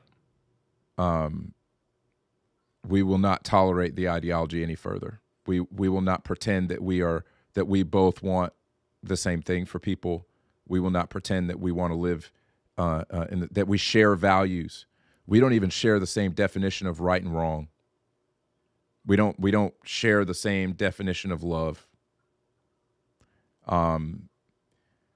And you can't have a country. You can't have a country if you don't align on those values. You have which to my point has been the goal the entire time.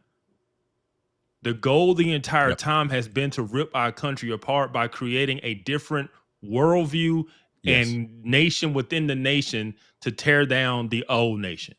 Yes. They're not trying to coexist. It is not designed to coexist. It is designed to tear down. And the Yes. people who injected this stuff into our society have sat back and watched it do its thing. And here we are. Yes. And what we're saying is we're no longer going to allow it. We're not going to let you tear us apart because the vast majority of people in this country don't agree with this nonsense. Yep. And you know what? If anything, I hope that Charlie's sacrifice, because he paid the ultimate price. He paid the ultimate price for speaking the truth. I pray that his sacrifice makes people wake up and realize this is not a game. This is not, oh, we just need to kumbaya. Oh, it's just different ideas. No, these are dangerous ideas. These are very dangerous ideas. The communists knew back in the 30s, the communists knew, and through the 50s, that American ideas, which were based on Christian principles, would not allow communism to take hold because communism is antithetical to a Christian worldview. It is unbiblical. It cannot coexist with Christianity. They knew that. They hate Christianity. If you look at where communism won, you look at where Marxism really got a foothold, they absolutely outlawed anybody being a Christian. So that's what we have to understand. That's what we're actually dealing with. We are actually dealing with that. And we can't pretend like that's not what we're up against anymore. That's what we're up against. Yep. Facts. Yeah. Any thoughts before I show this other crazy guy celebrating? No, I mean, just the fact that we were willing to live with them, they're not willing to live with us. That's right. So we will accept your terms. Yes. And we will join the game. And we ain't talking about shooting nobody because we not like y'all. Nope. We're not like y'all. But we not. You will no longer receive the benefit of our reasonableness. Right. Your ideology will no longer be tolerated. We can tolerate a lot of things, but not this. There's going to be a lot more of that coming up, especially at these religious areas, Hey, we've had enough of your kind coming after public schools, right? It's about time, churches and Catholic schools and religious schools, it's about time they get their turn. That's what I think. I'm just going to sit back and watch people do it. And I'm going to fucking laugh. I'm laughing about yesterday. You guys want to laugh about us? We're going to laugh about you. Yeah, so his name is Christopher John Hone. Let's not dox him. Play her. Yeah. So I will say that he is an extreme version. He's incredibly brazen, not that much more brazen than the other people that we have shown, but I would say more matured in his fallenness and his lostness. The fact that he could say what he just said. This is You remember when they had that gay choir? It was somewhere in California. It might have been San Francisco, and they were singing a song, and the lyrics to the song was "We're coming for your children." Yeah. They say what they're gonna do. They get pretty bold about saying, and then they were laughing about it, right? Yep.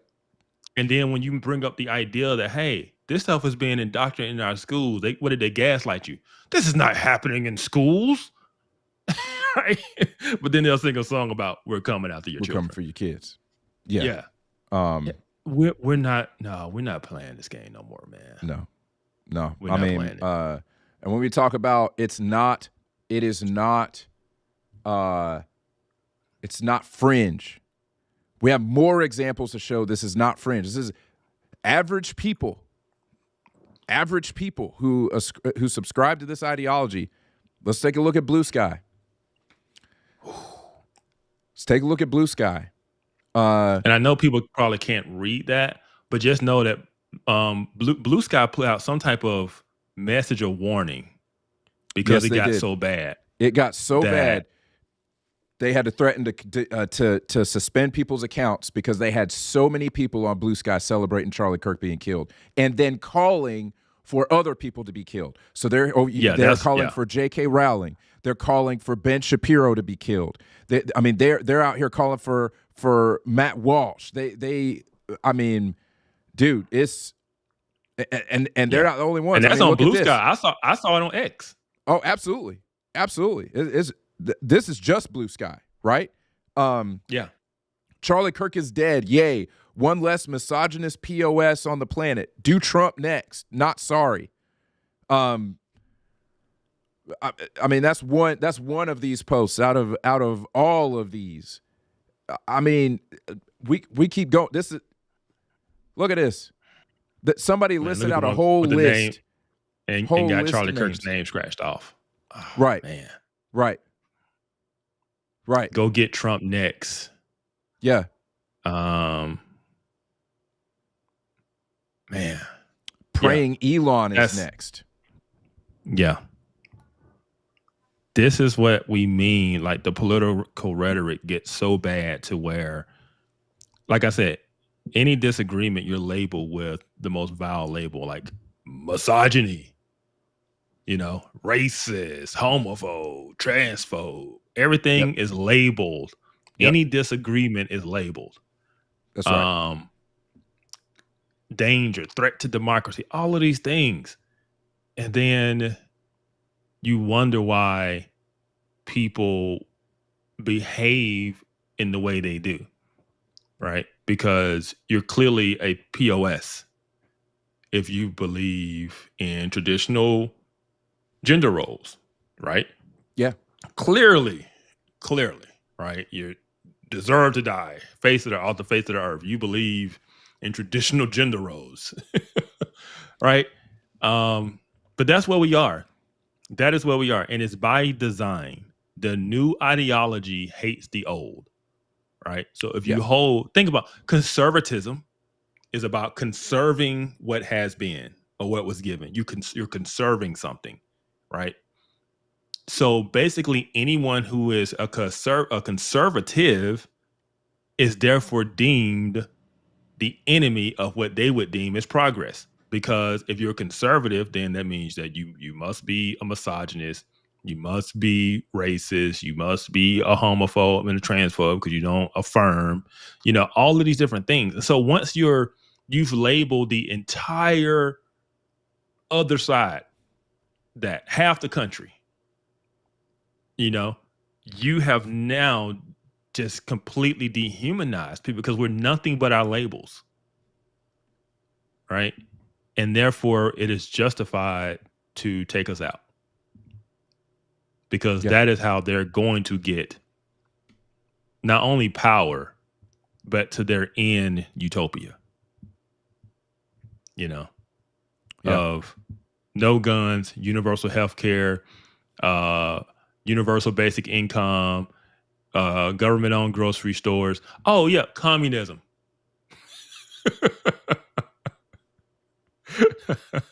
Man, they're going to get it right this time. This time, they're going to get it right. This time, it's not going to be like this. Yeah.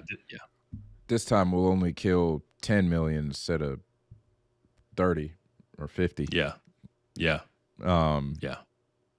Talking about justification. Oh man. Yeah. And so this one clearly articulates what I'm talking about. So Allie Henny, she confesses to be a Christian. She would be one of those sojourner, what we call sojourner type Christians, the ones that really aren't Christians. And this is what she said. And this is the ideology in which I'm talking about. She says, a very privileged position to tell people that they shouldn't rejoice or shouldn't feel anything rather than sad and horrified right now. It is a privilege to be able to wring one's hands and talk about political violence, air quotes around political violence. Yeah. For a lot of people, an oppressor has been vanquished. An oppressor has been vanquished. A person who promoted harmful ideals, a person who contributed to their continued harm. For a lot of people, Charlie Kirk's death means that a significant arbiter of violence towards them is gone. Why wouldn't people feel relief or even rejoice? For a lot of people, this is about someone dying. This isn't about someone dying because they had views they disagreed with. It's deliverance from an oppressor. Charlie Kirk brought harm and violence because of his ideas. Prove it. Let that sink in. Prove it. That's the one thing I would say to Allie. He was an oppressor. Charlie Kirk wasn't assassinated. He was just vanquished. He was a significant arbiter of violence. He was vanquished. He wasn't murdered, wasn't assassinated. He was vanquished. He's not even a person. He's simply an oppressor. This is what we're talking about. You know what that sounds like, Kev? You know what that sounds like? You know who else you vanquish? You vanquish a supervillain. Yeah. Julian. Yeah, because clearly Nick Freitas is a supervillain. Right. This is what we're talking about. This is exactly what we're talking about. Josh Howerton hit the nail on the head here. So it's can not you read those one? Yeah. I mean, he says political violence is a feature, not a bug of progressivism, because progressivism is built on top of a critical theory lens that sees the world through oppressed versus oppressor categories rather than a Christian theology lens of right versus wrong. It trains people to see opponents not as mistaken, but as evil oppressors. If you believe someone is mistaken, you try to persuade them, which is what Charlie Kirk did. If you believe someone is an evil oppressor, literally Hitler, fascist, existential threat to democracy, virtually everything and everyone is racist, you will feel a moral obligation to stop them. This is why there is a radically disproportionate violence emerging on the left. And that is just simple facts. If you understand the ideology, you understand that it's ultimately going to lead to violence. As she said, it wasn't just his ideas of having different opinions. He brought harm and violence to them by his ideas. That's crazy. And he's an oppressor. An oppressor was vanquished.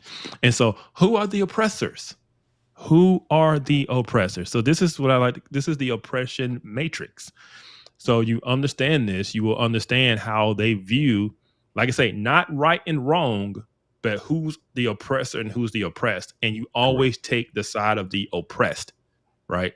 Because Christianity, God is for the oppressed. So we use this matrix, we determine who the oppressed is, and that's the side, and that's the team we're on in every situation, no matter what. It's not about right and wrong. It is who's the oppressor, who's the oppressed. Okay, we take the side of the oppressed. All right. So, of course, racism. White people are the privileged group. Biracial people and other fair-skinned people, border. Then who got the oppressed? Asian, Black, Latino, Native people. Sexism, of course, men are the oppressors. What is this? Transsexual, intersectional groups. And then biological women are the oppressed group. Transgender oppression. So gender conforming biological men and women, right? So you're not trans or non-binary. You're the privileged group. You're an oppressor. And of course, the oppressed group are the transgenders and everyone else. Heterosexism, right? If you're straight, you're an oppressor. Yep. Right? I always got to be on the side of the LGBTQ, no matter what. Classism. You're rich, you're an oppressor. If you're poor, you're oppressed. You got to be every single time. You got to take the side of the poor person in the situation, even if they're a criminal. They're the victim in the situation. Oh my goodness, ableism. If you're able-bodied, you are an oppressor. You are the privileged class. Disabled people are oppressed. Religious, Protestant. If you are, once again, so back to that Christianity thing, you're a Protestant, you are the privileged group. Borderline if you're a Catholic, and then the oppressed groups are the Jews, Muslims, Hindus, everyone else, right? And then this is the big one. This is the big one. Most people don't understand. Ageism.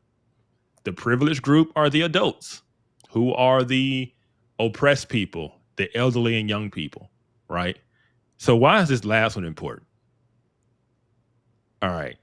If children are an oppressed group and the goal is to liberate oppressed groups, what are you trying to do? You're trying to liberate children, number one, from their parents, right? Which we see a lot of in this ideology. Right, you see these schools and some of these cities passing laws, to liberate children from their parents, especially if the parents don't agree with like the gender ideology stuff. Right, they must liberate the child because the child must be liberated and have agency and freedom to be and express themselves because children know who they are. Right, and so if children have this agency that must be affirmed. Because children know their identity, they know who they are, they must be liberated to freely express themselves. You know what? I believe children therefore also know who they love.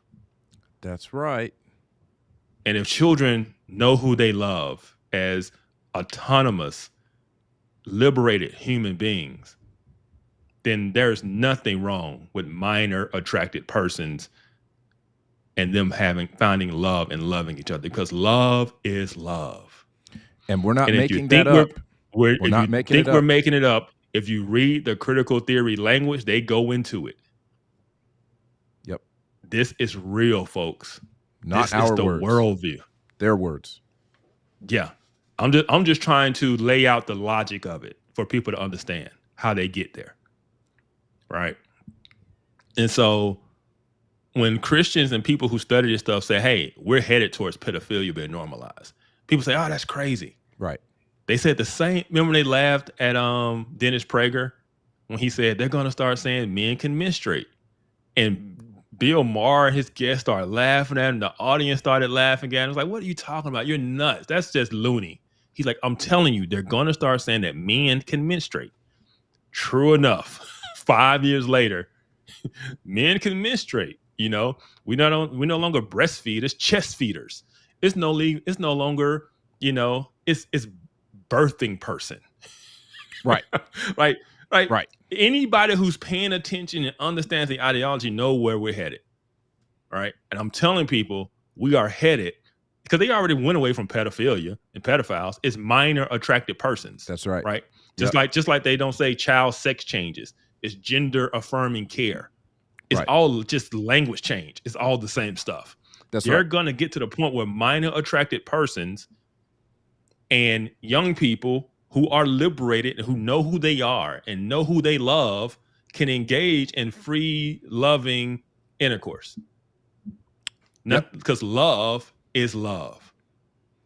I've already seen. I mean, I've seen video of somebody giving a lecture, like giving a talk, saying that. And it wasn't at some.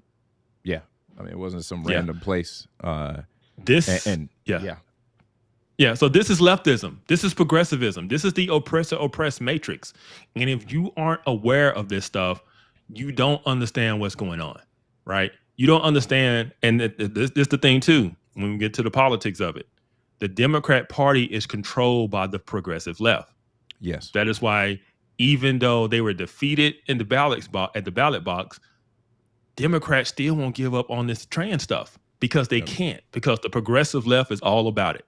Yes. And the progressive left is who's funding them, right? And so if they want the money, if they want to be reelected, they can't let it go, even though it's a losing issue at the ballot box. They must still hold to it. They got to hold to it. They'll at least, at the most, they'll just not talk about it as much, but they're not going to denounce it. They're not going to denounce it. Nope. And I will say right now is a moment. Right now, they have a window because of Charlie getting killed, because of him getting assassinated.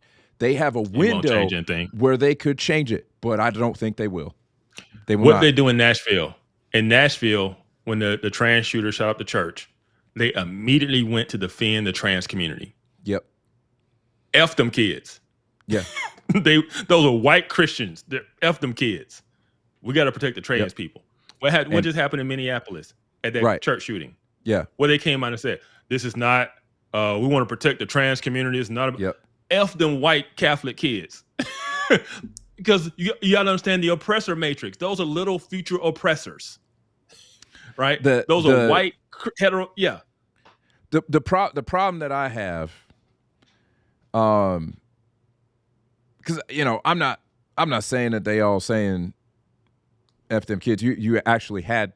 I'm just saying, no, they prioritized the trans person in the trans community. The number one thing was to protect the trans community from being criticized or attacked.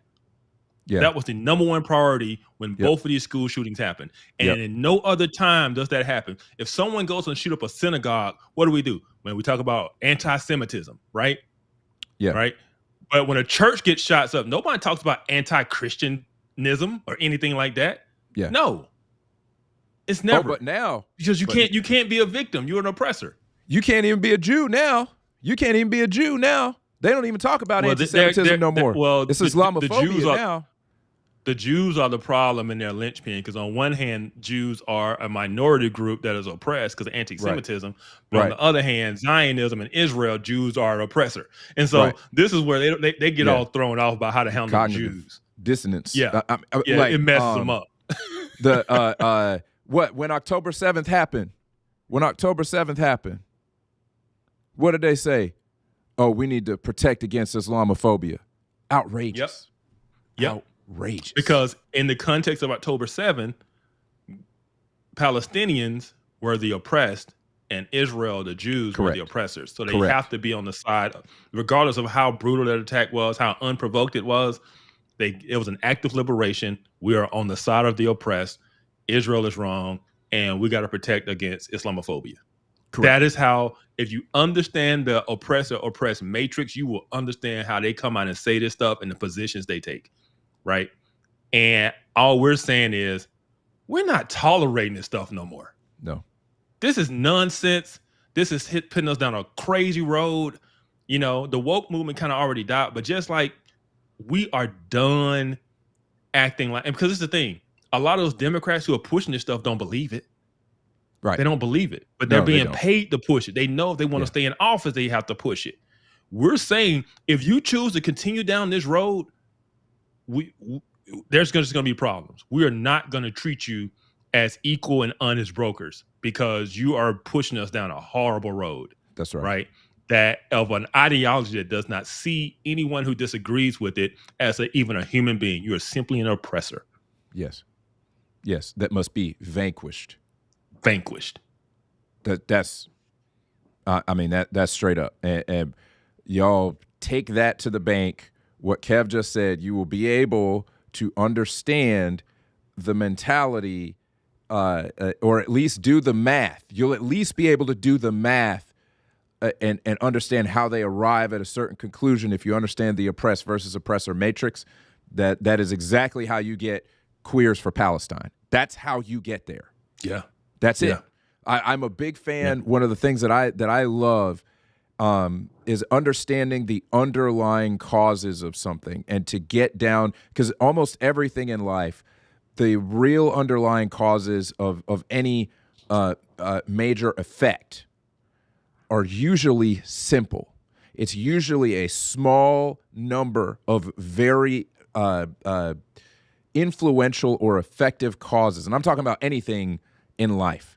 And some people will, it's directly relatable to the Pareto principle. I think that the 80-20 rule, as it's called, is indicative of a lot of things in life. And this is one of those things. If you understand the oppressed versus oppressor matrix, it's like a key. Not even just the matrix, just the paradigm of oppressed versus oppressor. You don't have to know the whole matrix. If you just understand the oppressed versus oppressor paradigm, it's like a key that allows you to decode all of their language, their behavior, their conclusions. That helps you to understand how they got there. And that should explain to you why it is so incredibly dangerous and why it is not a Christian approach and not a Western approach. Because it's not based on right and wrong. It's not. And that's where we're missing each other. Correct. Right? We can say it is wrong to kill an innocent person, to assassinate an innocent person. We can say that is wrong. They can't say that. Right. They ask the question, well, was it an oppressor? Yeah. That's the question. They want to know the dynamics involved. Yes. And just to, you know, I want to give an example because, you know, I know that we're getting, you know, we've gotten some pushback, and there are a lot of people who are going to say, well, this isn't everybody. Like, you know, one comment we got tonight was this is like 1% of leftists who believe this way. I want to give an example from my feed on a post that I made honoring Charlie. This is my feed. This is somebody I went to high school with. She says, now why is this the first post I see as I log into Facebook after a hiatus? Child, didn't he say, I think it's worth it? I think it's worth it to have a cost of, unfortunately, some gun deaths every single year so that we can have the Second Amendment to protect our God-given rights. He died by the guns he loved so much, LOL. And if I'm seeing correctly, you're black. He doesn't, he didn't, past tense, like you anyway. Anyway, think of it as him being unburdened from the troubles here on earth. So she's seen, she has, the smiley face after that, grin face. So she's seen our stuff in the past. Like she's seen our stuff. She's definitely referencing the unburdened. Yeah, I picked up on the unburdened comment. Yeah. So she's making references. The little joke in the middle. So I want y'all to understand. This is somebody I went to high school with. Okay, this is not some politician. This is not some talking head on TV. It's not some YouTuber who's trying to do this to get clicks and all that stuff. And it's not a bot. It's not a bot. It's not a fake person. This is a real person who I went and walked the same halls with. She said, and if I'm seeing correctly, you're black. He doesn't, didn't, past tense, like you anyway. So she's joking now that he's past tense. Well, I can tell you he's not past tense. As a matter of fact, he is with the Lord in heaven right now. He is more alive than any of us right now. And he's around the throne with the rest of the people who have been killed, who died for the truth. And they're crying, how long, Lord? How long? So I would say, repent while you still have time. Repent while you still have time. I want to be like Stephen, who said, Father, forgive them, for they know not what they do, who was like his Lord, who said the same words. I want to be like him. And I'm saying, Father, forgive her, for she knows not what she does. But repent, for the kingdom of heaven is at hand. The kingdom of God is at hand. And this is what Nick Freitas is talking about. Yes. So Charlie has a certain opinion about the Second Amendment and why gun violence should not be used as an excuse to take the rights away from everyone else. Right? Right. That's just his argument. Is that unreasonable? It's not unreasonable. But because he holds a position other than the right position, which is the left big gun ban, take all the guns away, right? Then the fact that he is killed, that someone from their side uses a gun to kill him, is an LOL moment. Because, the irony. Yeah. The idea of right and wrong doesn't come into play. The only thing that comes into play is, did he hold the right ideas or did he fit the right categories? And if he did not, then LOL. Right? This is what Nick Freitas is talking about. We can't come to common ground with this. There is no debate. There's no, hey, let's meet in the middle. There's no.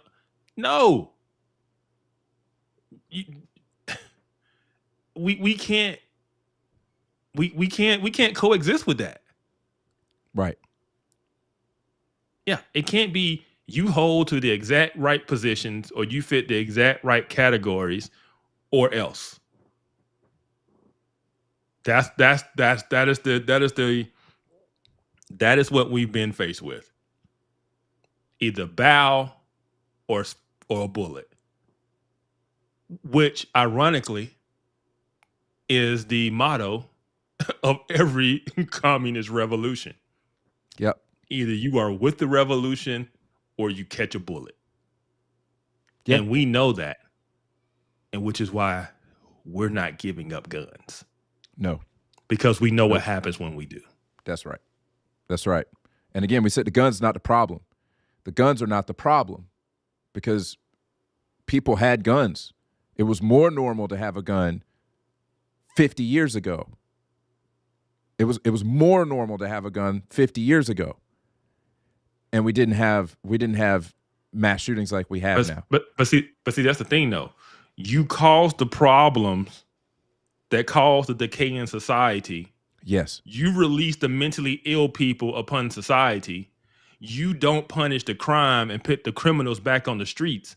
And then you cause the mental health crisis. And then when it's so bad, you're like, oh, we have to step in. We've got to take these guns away. You create the problem and you bring in the solution that you wanted the whole time, which is remove the guns. Right? Yes. No, we're not going for that. What we want to do is say, no, we want to fix the problem. We want to undo what you have done to ruin our society and our culture. And that is what we're going to spend time doing. Yes. Rather than, because taking the guns away doesn't change anything. Taking away the guns doesn't fix our mental health crisis. It doesn't fix the brokenness in our society. It doesn't fix anything. That's right. And I'm telling you, if you go over, I read the UK stuff a lot. Just because I follow a lot of content creators from the UK and stuff. They have mass stabbings all the time. Oh yeah. I've seen videos of it. Yeah. People will find a way to hurt and murder people if they want to. And the cops, right? You know what I've seen in these videos, bro? The cops don't have guns. So the cops are literally standing around this guy who's waving a blade at them, and they're trying to figure out how to take this guy down without dying because the cops don't even have guns. Yeah. Yeah. That's how, yeah. They got baton. They're trying to hit the guy with the stick and. Right. And I will say flat out, Romans 13 says that the one who is in authority does not bear the sword in vain. They are supposed to bear the sword. They are God's avenger to carry out his wrath on the wrongdoer, on the evildoer. So they don't believe in that form of justice. Right. They don't. Right. But we've lost that. We lost the classical style. Man, that's a whole nother show. We need to go back to a classical education style, man. Word. This liberal arts education, it sucks. These kids know nothing. Yeah. They know nothing about ancient history. They know nothing about philosophy. They don't know how to engage. Crap. Don't know how to debate ideas. Nope. Yeah. And so, this stuff, that example that we showed, that we just showed from my feed It was just one example from my feed. One. It was not the only one. It's the one I chose to show. Yeah. Of people I know, I have sat with, I have broken bread with some of these folks before. It's not fringe. It's not fringe. Yeah. Now, I'm not saying that all these people were out here celebrating, but they were basically like, I mean, yeah. Like basically. I saw some celebrating and some LOLs. I was like, man, I can't believe how depraved people are. Yeah. Like, yeah, it's bad, man. It's bad. But people showed their colors. Yeah. They did. What else we got, man? What else we got? So, it's insane that that this happened yesterday, but it does make today all the more. We ought to remember. We ought to remember. So today is the 24th anniversary of September 11th. Charlie Kirk died for he died for the truth. He died for his Lord. He died for his country on September 10th.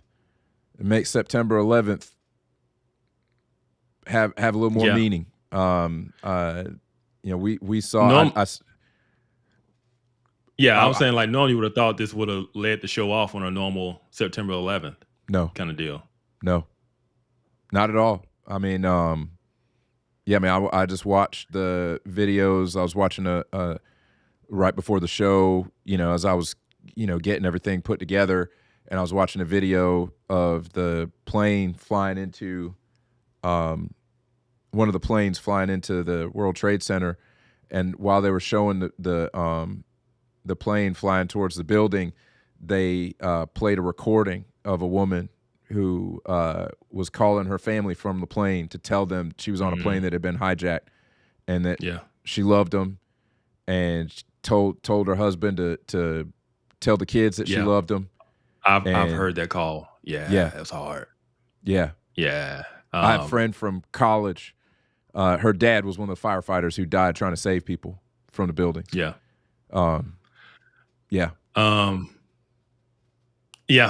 And it's like, imagine someone now saying, "Now, don't demonize all jihadists." Yeah. After 9/11. Yeah. Too much similarity. When you understand the ideology in which has declared war on you, I suggest you act accordingly. That's all I'm saying. And Charlie Kirk was the 9/11 for the political right, in terms of it opened our eyes to what is really going on, and it changed us. Because now we're aware of, this group out here really does want to kill us. Yes. Right. Yes. And we're not going to just roll over and just take it. And like I said, we're not violent, so it's not about violence. But we will, the battle of ideas will be fought. You thought Charlie Kirk was doing something. Okay. No, we got you. You just created 1,000 Charlie Kirks. You just created 1,000 Charlie Kirks. We're not gonna cower in fear. You just created 1,000 more of them, 10,000 more of them. I had, because you know what we do in our ministry. I met with someone today to talk about getting or creating a curriculum for teens on educating them on the critical social theories, right? To get them into, we can't get into public schools right now because, we know how that is. But large Christian school organizations, homeschool organizations, stuff like that, we're going to start equipping kids to be aware of this lunacy nonsense. So some college professor on a college campus can indoctrinate these kids when they get there. Right. We're going to fight this. we now we know the game. Now we know what you're doing. Now we know how you really feel about us. Yeah. Okay. Yeah. Yep. We're about to go. We're about to go to war. Yep. From a ideological perspective. Yes. We are no longer. We're no longer. As like you said earlier in the show, we're no longer treating this as just a different perspective that has to be tolerated and accommodated in American civil discourse. Yeah. Yeah. So this is the thing. This is the naiveness of the political right, conservatives. We believe in America. Yeah. We believe in the great experiment. We believe in the American spirit. We believe that America is something special that will survive and go on. And we've taken that for granted as if it's automatic. But what we failed to do is to pass down that stuff to all the other generations, right? Yes. Because these nut jobs have taken over our education system and we handed our kids over to them, right? But no, we're gonna start teaching like what Trump's doing with the Smithsonian. It's not going to be anti-American and anti-white and all negative. Like, no, we are going to tell the entire story in context, right? We're going to tell the good and the bad, not just the bad, to make ourselves, once again, that Puritan mindset, man. Yep. It's all about your sins. You got to beat yourself down. And yeah, that's what the progressives do. That's what they do. Yes. Yeah. Yes. You see them publicly flog themselves for misgendering somebody. Yeah. And so, but no, we're going to not like I say, just like 9/11 change some things. You know, yesterday, September 10th, 2025, changed some things. Yeah. Yeah, man. And people just not the same anymore. It's kind of like October 7th changed some things. There were some Jewish people who were very, on the left. Yes. Very loyal Democrats who said they woke up on October 7th and they were conservatives. Yeah. They were Republicans. Right. They said they went to bed Democrats, they woke up Republicans. Yep. Because they could not. This is the thing. They were so unaware of leftist ideology in their midst. They had no idea that the people, because a lot of these Jews went to these universities, right? These Ivy League universities. Yep. They pay money. Like, they give back. Yeah. They love these schools. They love these students. They had no idea this level of hatred towards them was there. Yep. That's right. Until they met the definition of the oppressor category. Yes. Yeah. And then they realized, yeah.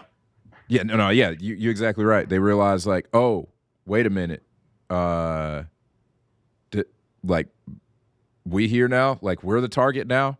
That when they saw that the oppressed versus oppressor paradigm, that could go so far as to justify and even celebrate October 7th. Yeah. When they saw that, they that woke them up. Yeah, and think about this, because we're talking about September 11th. Think about what we went through September 11, 2001, right? Oh, yeah. And how it opened our eyes up to radical Islam, jihadism. Now, imagine in 2023, on college campuses in the U.S., you have a bunch of college kids that are pro-Hamas, pro-Islamic terrorist group. Right. Right? Just a little bit over 20 years later. Yeah. Right? That is how quickly we went from never again, we're fighting in this is evil, to from the river to the sea. Right? Right. Being chanted on American campuses, them actively harassing Jewish students on American campuses. Yeah. And then those students looking up bin Laden's old letter to the West and saying, man, bin Laden was right. That's what we're talking about. Yeah. This is what we're talking about. This is leftism. This is leftist ideology. Yes. Of the oppressed group. Because the West, America, Europe, the West is viewed as the oppressors. And that's what we have to realize. I will no longer tolerate when it's said, I love America just as much as you do. No, you don't. No, you don't. Your idea of what America is radically different than the founders, radically different than me, radically different than anybody. 30 years ago, your idea of what America is, we have very, very, very different ideas. You do not love America. You love something, but it's not America. You can't say you love America and then at the same time say America is inherently systemically racist. Right. Right. But you love it? Right. No, that don't go. You can't. So there's one more thing that we got to deal with tonight. One more thing. Oh man. Yeah. This dude. So speaking of the left turning on the Jews, the right has also you've got some fringe folks who would consider themselves on the right. I don't claim these people. I don't accept these people. I have yeah. This is wild, but let's take a look.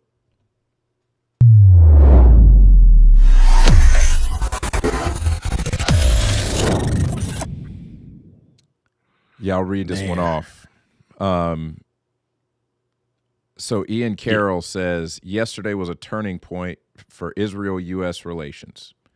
Less than 24 hours, and the internet already figured out who the most likely culprit was.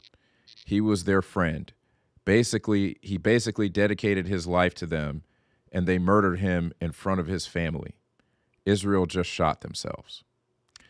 So, Kev, can you explain, because there's things that he's saying that are not written here.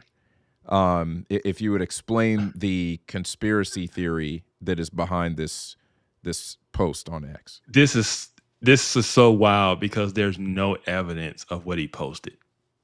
It is just a given.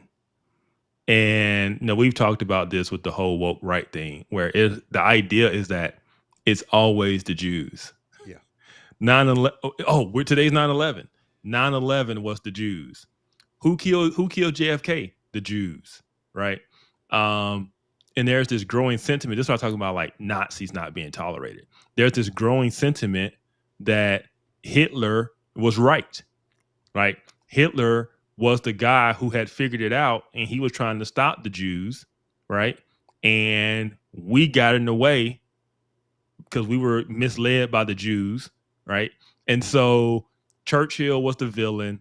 The West messed it up. Hitler had it right. We should have let him finish the job. And because he didn't finish the job, all our problems today in society are here because of the Jews. That is what is a growing sentiment on the political right. It is always the Jews. Tucker Carlson, Candace Owen, Ian Carroll. I wouldn't say Dave Smith is already. He's just anti-war, and so he's anti-Israel right now because he's anti-war. There's this growing ideology on the right, which is it takes the same oppressor-oppressed lens. It just changes who those people are. White Christian men are the oppressed now, and the system is designed against straight white Christian men, and of course the Jews are responsible for all of this stuff. And so, and that's how we get here. But this right here, this is just lunacy because he's posting this like he has some type of information that he knows this is true. There's nothing to back this up. He just posted it. Someone sent it to me, and their question was, who's paying him? I was like, I have no idea. But you get the sense of this isn't just his automatic thought. Like, this is propaganda. This is legit propaganda. There was zero evidence. And I saw a lot of this on X because Benjamin Netanyahu sent out his condolences to Charlie Kirk and his family. And I saw a lot of comments like, we know you did it and stuff like that. Like, dude, these people it's ridiculous nonsense. So do you know why they think it was Israel? Because I can explain it. I can explain it. Okay, so go ahead. I Go saw ahead. it yesterday. So there was a lot of people trying to figure out because basically, so far what we know is that they found a wrapped up rifle. The imported rifle. Yeah. So that's part of it. That's part of it. For sure. Yeah, that's basically a big part of it. Is that they found a wrapped up rifle in the woods that basically had and so it was a Mauser. It was a Mauser rifle, and it was barreled in .30-06.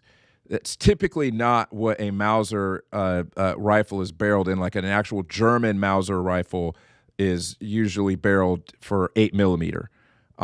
But apparently, when a lot of Mauser rifles were imported into the United States, they were rebarreled in like .308 or .30-06, which are much more common hunting rounds here in the United States.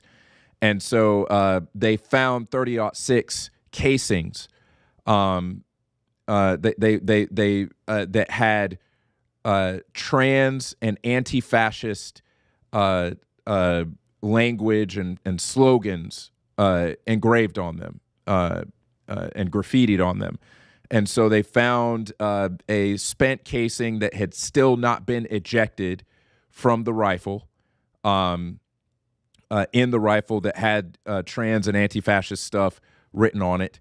There were 4 more rounds in the magazine that had trans and pro-trans and anti-fascist stuff written on it.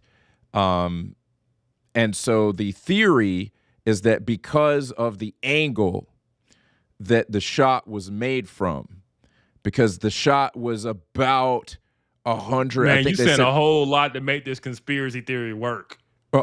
This is them. That's basically so basically, I'm laying out the facts of like what was found. These guys think that because the shot was taken from a rooftop, it was taken from a rooftop at about 100, and they're saying that the estimate is about 168 yards. They have video of whoever took the shot. They were lying prone on a roof about 168 yards away. They got up and ran off after the hit was made.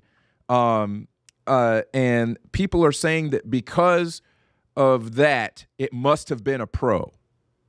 And they think that because it must have been a pro, they think that it was Mossad that took Charlie Kirk out. That's their conspiracy theory. That's it right there. So basically, That's no where ties this to post actual comes from. Israel. Correct. So basically, no ties to Israel or anything. Just, No. They said it's got to be because you don't. Go ahead. Because it was a Mauser and because it was a 168-yard shot, which I'm just going to go ahead and tell you, with .30-06 is not a long shot. That's not a long shot. That's what I was going to say. 168 yards is not a long shot. It's not a long shot with a rifle. It's with, not. With a rifle with a scope. It's not a long. You don't have to be a pro. And I'm gonna go ahead and say, I do not think that this was a pro because nobody aims for the neck. Nobody aims for the neck.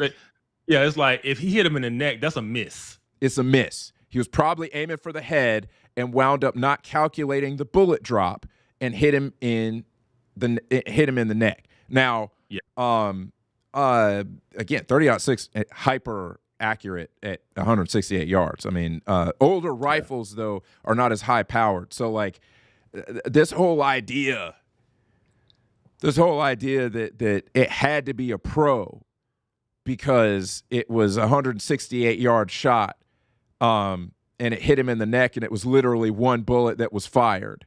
That it wasn't multiple rounds that were fired. A Mauser action rifle, you can't just like, you can't just be letting off rounds that fast. And so, made the hit. The dude ran after he saw that he made the hit. He ran. Clearly Jewish. He ran like he was Jewish. Dude, Like he had been trained. He ran like he was trained by Israel. He ran because he ran like he was trained by Mossad. Like, yeah.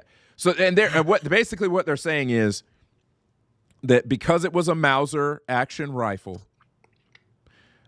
because it was a 168-yard shot, because the dude cleanly got away and still has not been caught, they're saying this was somebody who has been trained, who is a professional. Who is likely Mossad somehow? Like you already like making a couple of leaps with that stuff. I can understand those being average, uninformed leaps that someone would make. If you don't know much about guns and you don't know much about hitting a target through a scoped rifle. I can understand maybe making some of those errors and think, oh, it had to be a pro, right? I get that. But when you make the leap to it was Mossad, that's just because you just want to believe that. Put the pipe down, man. Put the pipe down. Put it down. Yeah. Put the crack pipe down. Yeah. And so, that's what the internet is. It's just crazy. Yeah. And so, but once again, we don't tolerate the crazy Nazi stuff. Nope. So why are we going to tolerate this crazy Marxist stuff? Right. That's my whole thing. Like, no, we need to treat it the way we treat the Nazis. Yes. And we're not saying the same way when Antifa says that, what they mean is do violence. What we mean is your ideology is not acceptable in polite company. Your ideology is not acceptable in the public square. We will treat your ideology like we treat Nazi ideology. We will treat it like we treat jihadist ideology. Yeah. Because I want to push you to 4chan message boards. Right. Right. Like that's where I want to push you. Yeah. I mean, you go look at that stuff. Go look at some 4chan message boards and you'll stop playing. You'll stop playing real fast. There's some crazy out there. And that's the crazy that boils up with this woke right stuff where they basically think the Jews are the cause of everything. All that stuff boiling up from the underbelly of the internet over there on 4chan. We got ideological hands for leftism and for that. Same thing. Y'all can get the same ideological hands with zero tolerance. Nobody's inviting crazy Nazi dude to speak at the university. That's all I'm saying. Correct. That's facts. Or to teach there. That's facts. Don't get to say crazy stuff. The crazy leftist Marxist dude can. Yes. The crazy leftist Marxist dude can be the leading candidate for the mayor of New York City. Correct. Right? Correct. That's what needs to be called out. Big difference. You're exactly right, bro. One is mainstream accepted and one is not. And it needs to no longer be mainstream accepted. No longer mainstream accepted. So I will say, just to give a final thought here, kind of on this note, of saying that we're not going to tolerate this anymore. Like I said, not like these folks. Not like these folks. We're not like you. We don't bring guns to debates. Okay? We don't bring guns to debates. Our ideas will win because our ideas are founded on the truth. And Charlie died doing just that. He died making the argument, engaging people, nonviolent, actually challenging ideas with words. And that's what he would want us to do, and that's what we're going to do. You won't see us calling for violence on anybody. The Lord said that those who live by the sword will die by the sword. And what he was basically saying is that if you're trying to advance by the sword, you will die by the sword. That's his judgment on all those who try to spread their influence by force. That's his judgment on them. And I would say that anybody who thinks that this is okay, anybody who is celebrating, understand that you've fallen into the hands of a holy God. You are sinners in the hands of an angry God. Oh, you went Jonathan Edwards. Straight up Jonathan Edwards. Sinners in the hands of an angry God. I'm laughing at Matt Pruitt say, "Don't need guns. Our ideals are the bomb." You're such a youth pastor. You're such a youth pastor, man. Exactly. Oh man. Oh man. Future hitting him with the tomatoes.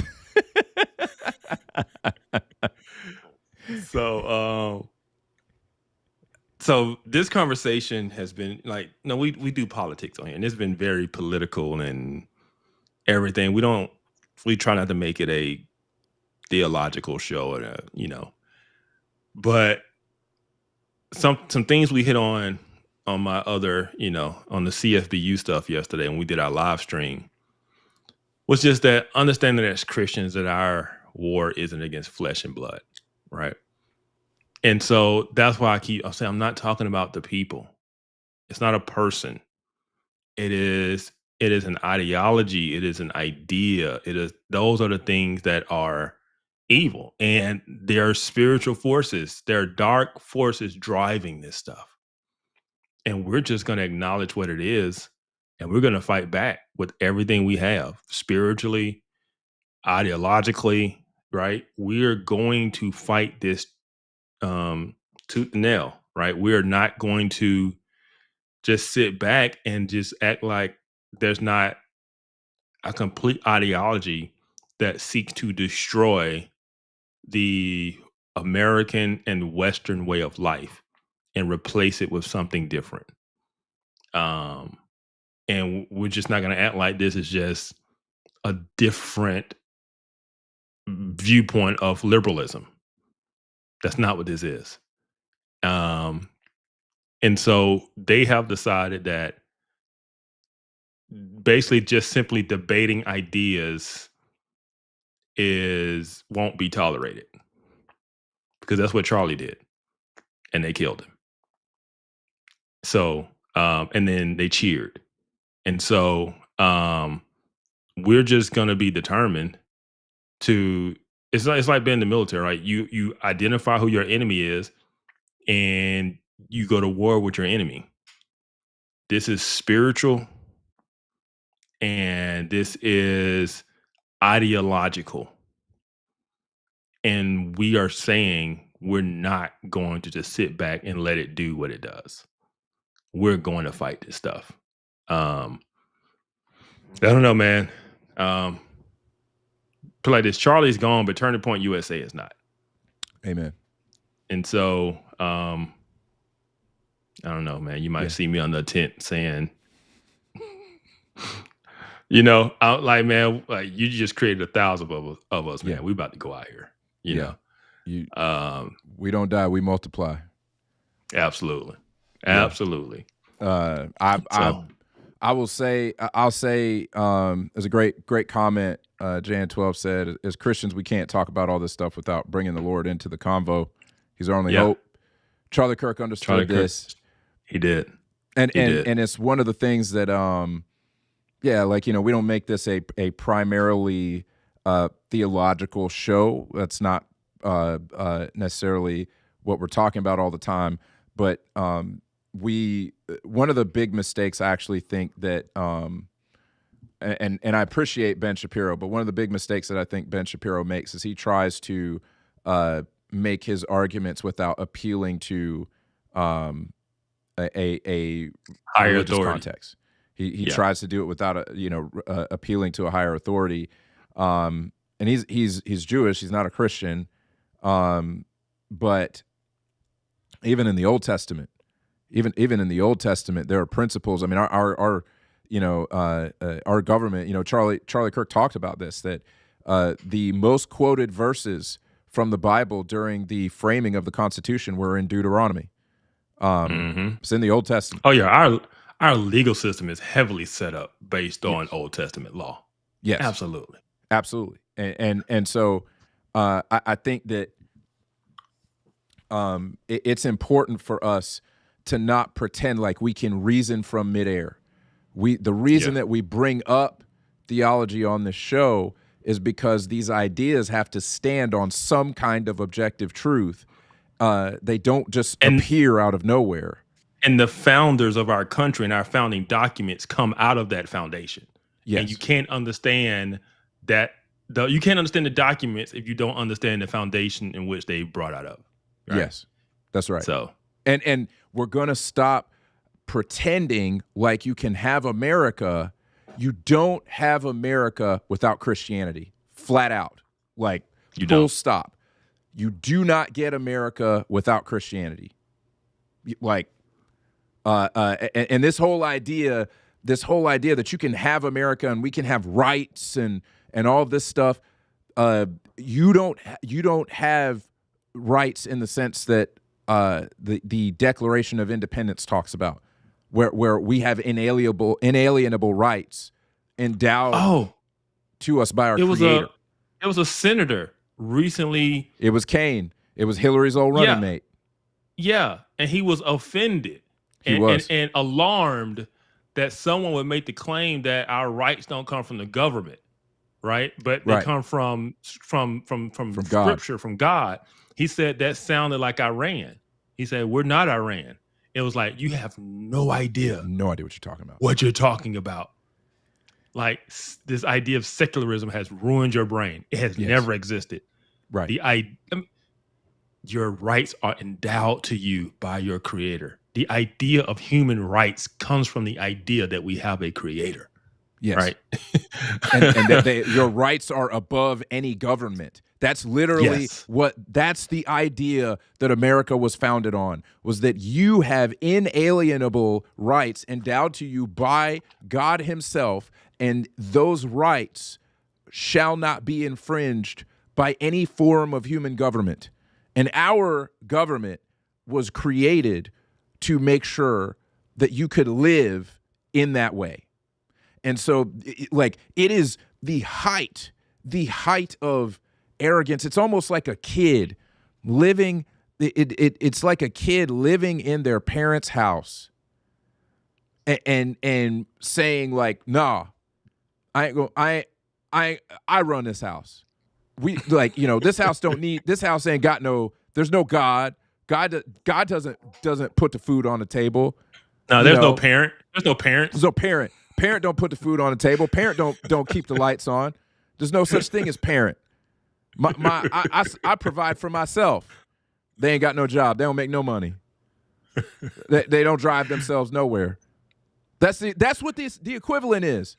And I can't remember I can't remember which theologian said this. But basically what you're doing is you are saying that you can have all of these things without God is the equivalent of you sitting in God's lap. Your whole existence is upheld sitting in God's lap, and you slap him in the face. Mm-hmm. That's what you're doing. And we can't continue to denigrate the ideas of the founding of the country and get to keep this country. We can't do it, and we're not going to do it anymore. And this is what I'll say. People talk about separation of church and state. No, they left it very broad in the federal documents, right? But the Federalist Papers. Reason. It's not even in law. It was a discussion in the Federalist Papers. or even like in the Constitution, the Bill of Rights, right? It is very broad for a reason, right? Because there was debate over whether to put certain things in there in terms of Christianity and all that, And so they didn't, because you understand we're a union of states, right? Colonies, and you had differences. But if you go back and read the constitutions of these states, the constitutions of those states are heavily Christian. Oh, yes. Right? Oh, yes. It is heavily in there, unabashedly. And so, the federal government was like, because we're the federal government, but because y'all can do what y'all want to do at y'all state level. And at the state level, man, they were hardcore. It was no such thing as really separation of church and state at the state level. Nope. Right. You had to be a Christian to hold office. Stuff like you had that. to have a declaration of faith in Jesus Christ to hold office, and it was baked into the state constitutions. Declarations of faith were baked into state constitutions. And think about all these state seals and these city seals. They have all these Christian, symbolism in it, right? And then today you got the ACLU going around and suing cities to take this stuff out, like this. The secularist idea and this whole deal, this new creation of freedom from religion and all this. Yeah, it's just when you look back at the founding and stuff, you realize that stuff never existed. Never existed. It never existed. That idea never existed. And I will say that the last thing I'll say is that I'm thankful. Maybe the silver lining in a lot of the things that we've been seeing is that we don't have to pretend anymore. Yeah. We don't have to pretend anymore. We don't. We're past that now. The line's been crossed. We don't have to pretend that we got to allow for this ideology, in our government, in the public square. We don't have to pretend like, oh, they want the same thing as us. All of these events, these extreme, just crazy things that have happened, really, I would say over the last 5 years, has put us in a place where from now on we can be clear-eyed about this. We can speak with clarity. It is no longer. We don't have to qualify. We don't have to equivocate. We don't have to do any of that stuff. This has made it abundantly clear that the other ideology is not compatible with our way of life, and we need to fight it. I'll put it like this. I was gonna say joking, but I wasn't joking. I was in no laughing matter. I was very serious. But I knew if I posted this particular thing, it would get a reaction. The reason I didn't is because the term itself is just so convoluted that people are gonna get confused on what the definition is and what I mean. But I almost felt like saying September 10th turned me into a Christian nationalist. Right? When you say we don't have to hide anymore, we don't have to be ashamed anymore, like it almost like not gonna say radicalized me, but it just made me say, like, you know what? I don't care anymore. I don't care, right? This worldview can no longer coexist. And I would not be ashamed of the worldview on which our civilization is founded upon, because someone else has deemed it to be oppressive, right? I'll say this, because even before the Charlie Kirk thing, I was having certain conversations about some things. And just as a Christian, as a conservative Christian, we would say complementarianism, whatever. One thing, I will no longer be ashamed that the nation in which God planted and founded in Israel, the church in which he started and founded, and the family in which he ordained are all heavily patriarchal. Mm-hmm. We have the idea of patriarchy is a dirty word. Yep. And it's been made that way because of feminism and in our Western society. I would no longer be ashamed to say patriarchy, because when I was at a conference a couple of weeks ago and this guy said something, I think I might have said it on here before, but we talked about it. I think I brought it up. But he said that because he came to this church, that church, he was adopted. He said, and now he's got a huge family and everything, really good guy. And he said, I went from an orphan to a patriarch. And just the way he said it, because in his mind, it comes with a level of responsibility. Absolutely. And honor and duty. Absolutely. Right. Yes. And that's why he was looking. They're in that church, they're raising these strong men to lead their families. And he took it that way. And I was like, that's what's missing. Yes. When you have strong men, you don't have men sitting on a bus while a girl gets stabbed and not doing anything. When you have strong men that have a sense of responsibility and duty, you don't have men sitting around watching their daughters compete against a guy in a sport, right? We have become weak, passive men. And Yes. I'm no longer ashamed of the term patriarchy. Nope. Nope. Like, I'm like, God ordained patriarchy in Israel, but I'm told that that's some kind of horrible thing. I would no longer be ashamed of that. To try to save Christianity, make it acceptable to, modern day sensibilities. I just can't do it anymore. Don't care what they think. I can't. I don't care anymore. I do not care. And so, yeah, man, that's where I am. I feel the Charlie Kirk thing, man. It just did it. It just did it. If that dude can get killed for what he's doing, then the way we think that we can bring about change and man. Stand 10 toes down. Nope. Yeah. That's I mean, that stand 10 toes down. This whole acquiescing. Acquiesce to who? Why you care what they think? Why you care what they think? They want to they folks who think like that, who want to rage and protest and be like, he was saying hurtful words. I don't really care if you die. Or cheer. Post a video. Yeah. I don't care what those people think. I don't. I'm gonna stand 10 toes down. Yeah. And you were right. You were right that people will misunderstand what you mean when you say September 10th, 2025 made you a Christian nationalist. They'll misunderstand what you mean. You're not talking about. I know Stephen that's Wolf. why I didn't say it. It would have took too he, much to flesh it out. Yeah. He ain't talking about Stephen Wolf, Christian nationalist. What he means is no. He ain't ashamed of being like the founding fathers. He understands that Christianity is necessary to the United States of America. Christianity because we've had 60 years of secularism and we see where it leads. That's exactly right, bro. That's exactly right. That's exactly right, bro. So well said. Yeah. And y'all had y'all's I'm just day. done. You had your day. I'm done. Yeah, I'm done. And so yeah, man. Those are my thoughts. That's where I am. The Charlie Kirk situation, man, it's just it hit hard. It hit hard, man. Yeah. And not just because, oh man, Charlie, man. I'm just gonna be honest, man. Seeing the video, I hate. Yeah. Seeing that, man, I hate that happened to that dude, man. Charlie Kirk didn't deserve that. He deserved that, man. That is man. Charlie Kirk's a good dude, fun loving, good dude, and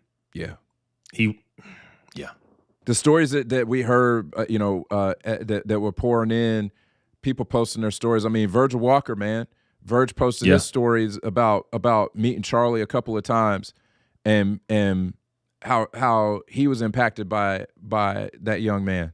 How Charlie remembered him, chased him to catch him before he walked out the door. Virg wasn't even going to go. He saw him speak. He wasn't going to go and try to, be like, hey, do you remember me? And he's just like, hey, people are going to swarm him. I'm not trying to put attention on me. And Charlie chased him down and said, hey, and remembered him and said, and called him Mr. Sir, Walker. Mr. Walker.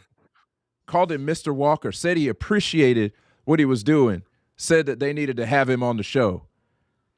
And he was, I mean, what a guy, man. What a guy. Yeah. I'll give another example. Coleman Hughes. So Coleman Hughes is a center left guy. He's not even right. And so Coleman Hughes went on The View and defended colorblindness, right? Colorblind society. Mm-hmm. And of course it's The View, man. So, he took some flack and it wasn't an easy time. Oh yeah. Charlie Kirk hit him up probably on X, sent him a message and just say, hey man, I just want to encourage you. You did a great job. Keep it up. Like, this somebody who's center left. He's never met him, and he reaches out to him to encourage him because he knows he just had a really hard time and a hard interview. Right. That was Charlie Kirk. And and Coleman Hughes is black, by the way. Right. So a black center left guy, he's reaching out to saying, hey, I really appreciate what you did and what you said. You did a good job. You did a great job. Yeah, not just black, but he's the hateful, bigotry, racist. He don't like black people. That's what gets me. Is there's all these people who say that. Bring the receipts. Bring the receipts. You're slandering this man. I've watched him argue against racism. I've watched him not tolerate racism being spewed at his events. Yeah. You say he didn't like black people. I watched him fight racism at his events in public. Because we're told you're racist if you don't like DEI. Right. Right. You know, if you admit the fact that Ketanji Brown Jackson is a DEI hire, right, then you're racist. It's like he made the qualification for the job to be a black woman. How is that not DEI? Same thing with his VP pick. Yeah, it's one thing if he did it, but he said it. He told us. He said, "I'm picking a black woman." He straight up if said that's not diversity, equity, inclusion, I don't know what is. Boom. That's what it is. And what's the name? The fact that Coleman did not agree with him politically. Yeah. Coleman didn't agree with him politically. He reached out to him like that. Coleman Hughes has never voted for Donald Trump. And Charlie Kirk still reached out to him and said, "Hey man, you did a great job." But Charlie Kirk's a racist though. But Charlie Kirk's a racist. Get out of here with that stuff. Get out of here with that stuff, man. Yeah, that's what I'm saying, man. No more. No quarter. No quarter. Yeah. I'll end with this because I know we gotta get out of here. We have determined that they're just not honest brokers. We have assumed and given the benefit of doubt that they were honest brokers. It was some political, stuff. They're saying things. Yeah, they're no longer honest brokers, and they really do believe that horrible things in which they say, and we're just taking them at face value. Yeah. If we see change, we see change. Right. But until then, we're going to take you. We're not going to just throw this off as political rhetoric anymore. Yeah. No, when we see bullets flying, we're taking you at your word. Yeah. We're taking you at your word. And I'm gonna be honest. When it happened, I said this to you yesterday, man. I thought about you, man, because I know you've been out here. You go to events, you speak, and I thought like that. What they're gonna be? They out here shooting Charlie. Charlie ain't no different from Kev. Charlie ain't no different from Kev. The only difference is audience size. That's it. That crossed a lot of our minds. That's the whole thing. Like, if it can happen to Charlie, who is as deferential and welcoming and engaging and treat everybody, if it happens to Charlie, if that's not good enough, then none of us can nothing we're doing. Nothing that any of us is doing is acceptable to them. Right. And so I was like, okay, so engaging in ideas and debating gets you killed with y'all. Okay, got you. Yep. Yeah, and that's what it's like. No, don't come with the condolences. Now it's just, I said the same thing after Trump almost got killed. I'm like, man, the rhetoric is out of control. They gotta tone the rhetoric down. Come after him about his policies when he was in office the first term. It's plenty of stuff to get on Trump about without the crazy inflammatory rhetoric. You ain't got to call the dude a fascist to challenge him on his record or on his policies. But that's what they do. They go to absolute extreme, like this dude is the second coming of Adolf. And that's what gets people shooting at folk. That's what's happening. And it's happening more on the left. There's no doubt about that. There's no both sidesing this. Nope. The bullets are coming from the left more than the right. Way more. Orders of magnitude more. Oh my goodness. Oh yeah. So. Oh, I saw it. Oh man. I saw yeah, it. That's hilarious. Yeah, I'm as if everything he said wasn't public. There's some secret stuff out there we don't know about. Yeah, I was like, I watched the same videos. How did he get? And we know why. We've seen it. We know why. We've had conversations. We know why. Yeah. It's not a secret. I know one of the big reasons. It's just wrong. One of the big reasons. There's two big reasons that they call him that they say he didn't like black people. He talked about black on black crime and the fact that it's a massive issue. He would call people out on that when they start talking about mass shooters and stuff. And so he'd be like, okay, that's bad, but y'all never talk about the mass shootings that happened up in Chicago. Y'all don't talk about it. And so that's one. And then he was straight up about the fact that George Floyd was not a good dude. He was not. Oh, it's some more stuff too. So DEI. Okay. And I'm gonna say this. I'm gonna preface this by saying I hold the same position that Charlie Kirk does on this thing. This is the thing. The Civil Rights Act was a mistake. Right. And that's a whole nother conversation. That's a whole episode. But it has nothing to do with being racist. If you just listen to the argument. But this is the problem. And I'm not, if you're in the chat and the shoe fits, wear it. There are a lot of people just stupid. I have given up on trying to explain basic concepts and logic and reason and arguments to people who can't hear past their emotions, right? If you listen to Charlie Kirk explain things, you can clearly understand it has nothing to do with race or racism. He's appealing to something else within his argument and his framework. And so if you just listen, you can come with a counter argument instead of a name call. But people are stupid. And they're stupid because they're emotional and they can't get past their emotions to stop and listen, right? What are we talking about tonight? We're not just talking about name calling. We're talking about ideologies and frameworks and breaking things down and arguments and stuff. They don't do that. They play a clip, they play a quote, and they name call. And that's it.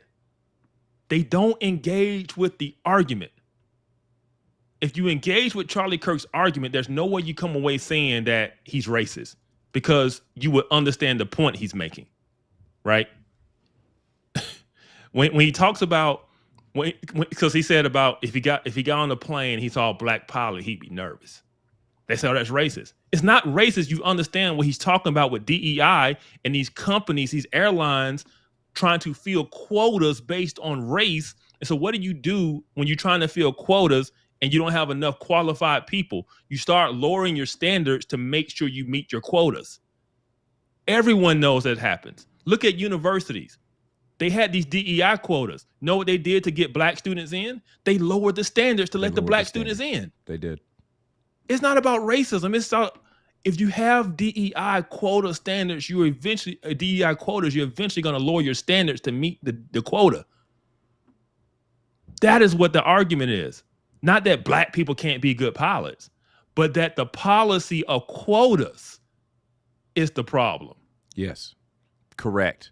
And that's what I say. Like, when people take quotes of his and they just like, oh, you see this? That means he's a racist.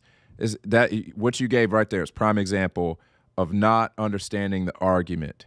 You get all in your feelings because he says something a certain way. And I don't necessarily always agree with the way that Charlie chose to word things. But he wasn't wrong. I might have wanted him to word it differently. So you wouldn't get so many dogs barking at you, but he wasn't wrong. The point he was making was still right. I mean, straight up, if you know that it's DEI happening at a given company and somebody is a new hire and they fit the DEI categories they were trying to fill, and they are doing something, they're performing a service for you that is life or death, you might think to yourself, you know, did they get hired because they were really qualified, or did they get hired to meet the quota? Yeah, that is a legitimate question to ask. Absolutely. and I'll say this. I'll say this. There was a job that I got the same year that Trump actually won his first presidency. The same year, back in 2016, got his job. Okay, got hired on, and you know, I knew that some of the leadership was pretty progressive. To give you an idea, when the whole bathroom bill thing happened, you know, they if I'm not mistaken, they paid to light up the building in the city, light it up with the trans flag colors, to give you an idea of you know what was going on there. And I was working hard, and I got asked after only being there for 2 months, I got asked if I wanted to be a director. And I was thinking to myself, when I got there, I was like, wait a minute now. I just got here. And because of the DEI stuff that was going on, because it was wild right then. I mean, I thought that was wild, and I didn't know 2020 was coming, but it was already wild in the corporate tech world. It was already wild. Okay. And I was worried that they wanted to give me a promotion because I was black, because they didn't have any black upper management. And I was worried about that. And I told my boss, I started asking questions. And I started asking, hey, like, you know, why you want to promote me to this position? And he explained. I kept asking him questions. He picked up on it. And he said, you think that I'm going to give you this job just because you're black? Is that why you're asking these questions? And I was like, yeah, I'm kind of concerned about it. Because if I found, I'm going to tell you right now, if that's why, I'm turning it down. I'm not taking it, because nobody will ever be able to say to me, they will never, ever be able to say to me that I got a job because I was black. You ain't never going to be able to say that to me. I'll turn the job down before you able to say that junk to me. Let's not get carried away, man. I'm going to take advantage of my DEI privileges now. Just joking. You know what I'm saying? And so I was like, yo, I'm not taking this promotion. They ain't gonna label me. They ain't gonna label me like that.